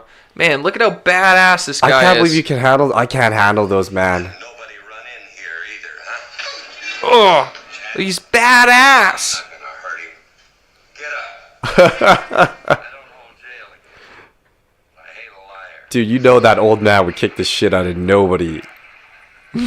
Dude, he would kick the shit out of a lot of people. I feel like there's a lot of... man, I would push his ass over, bro. Bro, old man strength is nothing to fuck with. Honest. If you guys saw this dude, he was clearly at least like 60 years old. Yeah, he might have had a He was retired for sure. This guy had a fucking little bit of a gut. He wasn't even physically fit 60-year-old. This is like a guy who's been chilling out. It was a different time. This was America's stud, okay? This is their hero. See, we're in a very pretty comfortable time. This guy was in a rough cowboy time, but he somehow acquired enough belly fat to get a belly in this time of hunger and hard work. He was living good. John Wayne was never poor. Exactly. Serious. The Duke wasn't on a cattle drive without a Chucky. He had enough calories to keep the energy intake going, so he could just burn them, and he wasn't tiring out. Everyone else would just die of starvation, not defeat. Honestly, I love John Wayne movies. I'm trying to think of the one where he has all the kids and he teaches them how to be. Don't even. Ropers. Is this gonna happen? Oh, I knew. Ropers. So, did you ever dream of being a cowboy at some point in your Every life? day of my life, man. I grew up in Calgary, Alberta. Have you rode a horse? Mm-hmm. Fuck, I've never rode a horse, bro. You think if you fell off one, you could fuck shit up? Oh, yeah. Oh, damn. They're a long way up, dude. Yeah, that fucking scary, bro. You should go ride a horse. You should take a date out on a horseback riding thing this summer. I think I'd do that, but like, where do you do that? How do you find a place to do like Actually, there's just Google lots search that shit? Just There's lots on Groupon. But where weird. where you live is kind of one of the most. I live downtown. No, you live in Calgary, Alberta. Oh. Our surrounding area is like cowboy land. Oh, you gotta drive a bit out. Yeah, well, you go to What do you do? You just ride a horse around? You go to Kananaskis and you go ride like up the mountain. Oh, like you go. Oh, I see my friends do that where you drive it. It's beautiful, man. Where you ride that horse through the little trail, right? Mm-hmm. Oh, crazy! Why have you done that? Mm-hmm. How hard is it to control that little beast? You don't need to worry about it. It follows the road. Oh, really? What if it starts going buck? How do they teach you how to control that little guy? They've already done it. And the thing about it is, you sound so trustworthy. Sometimes You're gotta just like they've already done it. I'm like, you are the most confident in these horses. Like, don't even worry about it. They know. Riding a horse is all good. Once the horse is broken, it's Like, broken. this motherfucker's got apples. He's chill. You never rode a. That's crazy. Yo, man. I was born on the year of the horse, and I've never even like. I think I might have petted a horse maybe once when I was a kid, a couple times when I was a kid, but I don't remember as an adult touching a horse. You've never felt a horse galloping underneath you. No. Sick feeling. Doesn't it hurt your balls a little bit or something? Stand up. Oh, so it takes a When lot. it gallops, takes a lot of strength on those legs. When you're sitting, no, it's like riding a galloping quad. I don't know. A galloping quad. A quad has wheels. Yeah, Ford and horse has 4 legs. Wheels roll. The invention of the wheel, my friend. You're not going to help us in the zombie infestation. I love horses. Are fucking awesome. You gotta go ride a horse. I think horses are terrifying. Why? To be honest. They're friendly, man. They're big. Yeah, split it with me. Mm-hmm. Yeah, we see. Cheers on the last piece of meat. We crushed that whole board. That was a good one. That was a good board. We had to split it. Mm-hmm. Yeah, horses are just kind of, they're really big and terrifying. I don't know, everyone thinks horses are kind of like beautiful. I think they're kind of weird looking. They are.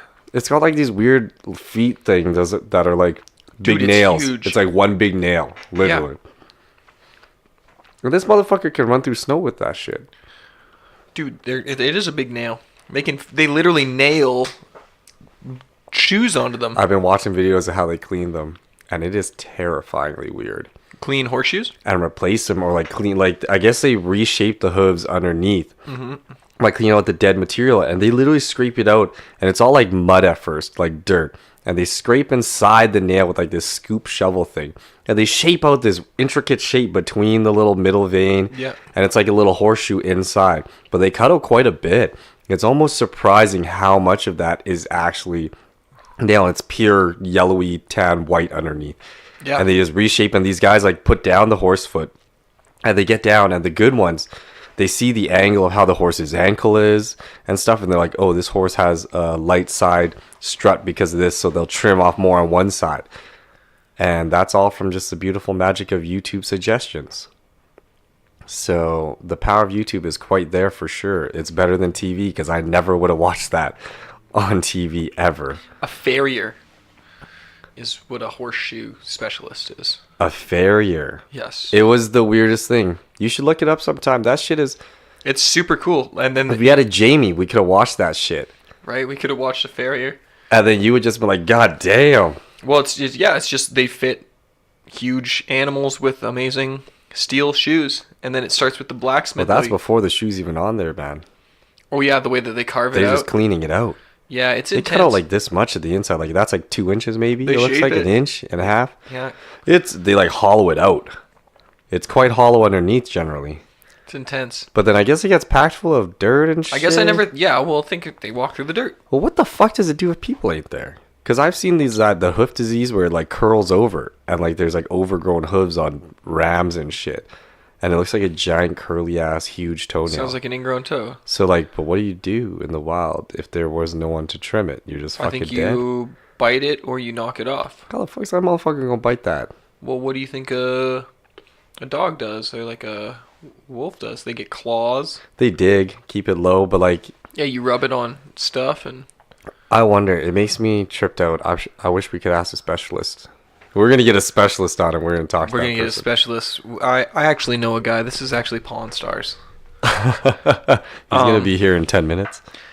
No, that's kind of a hilarious idea. I think that animal is probably just like either destined to fail in the wild, or that was just the way it was supposed to be.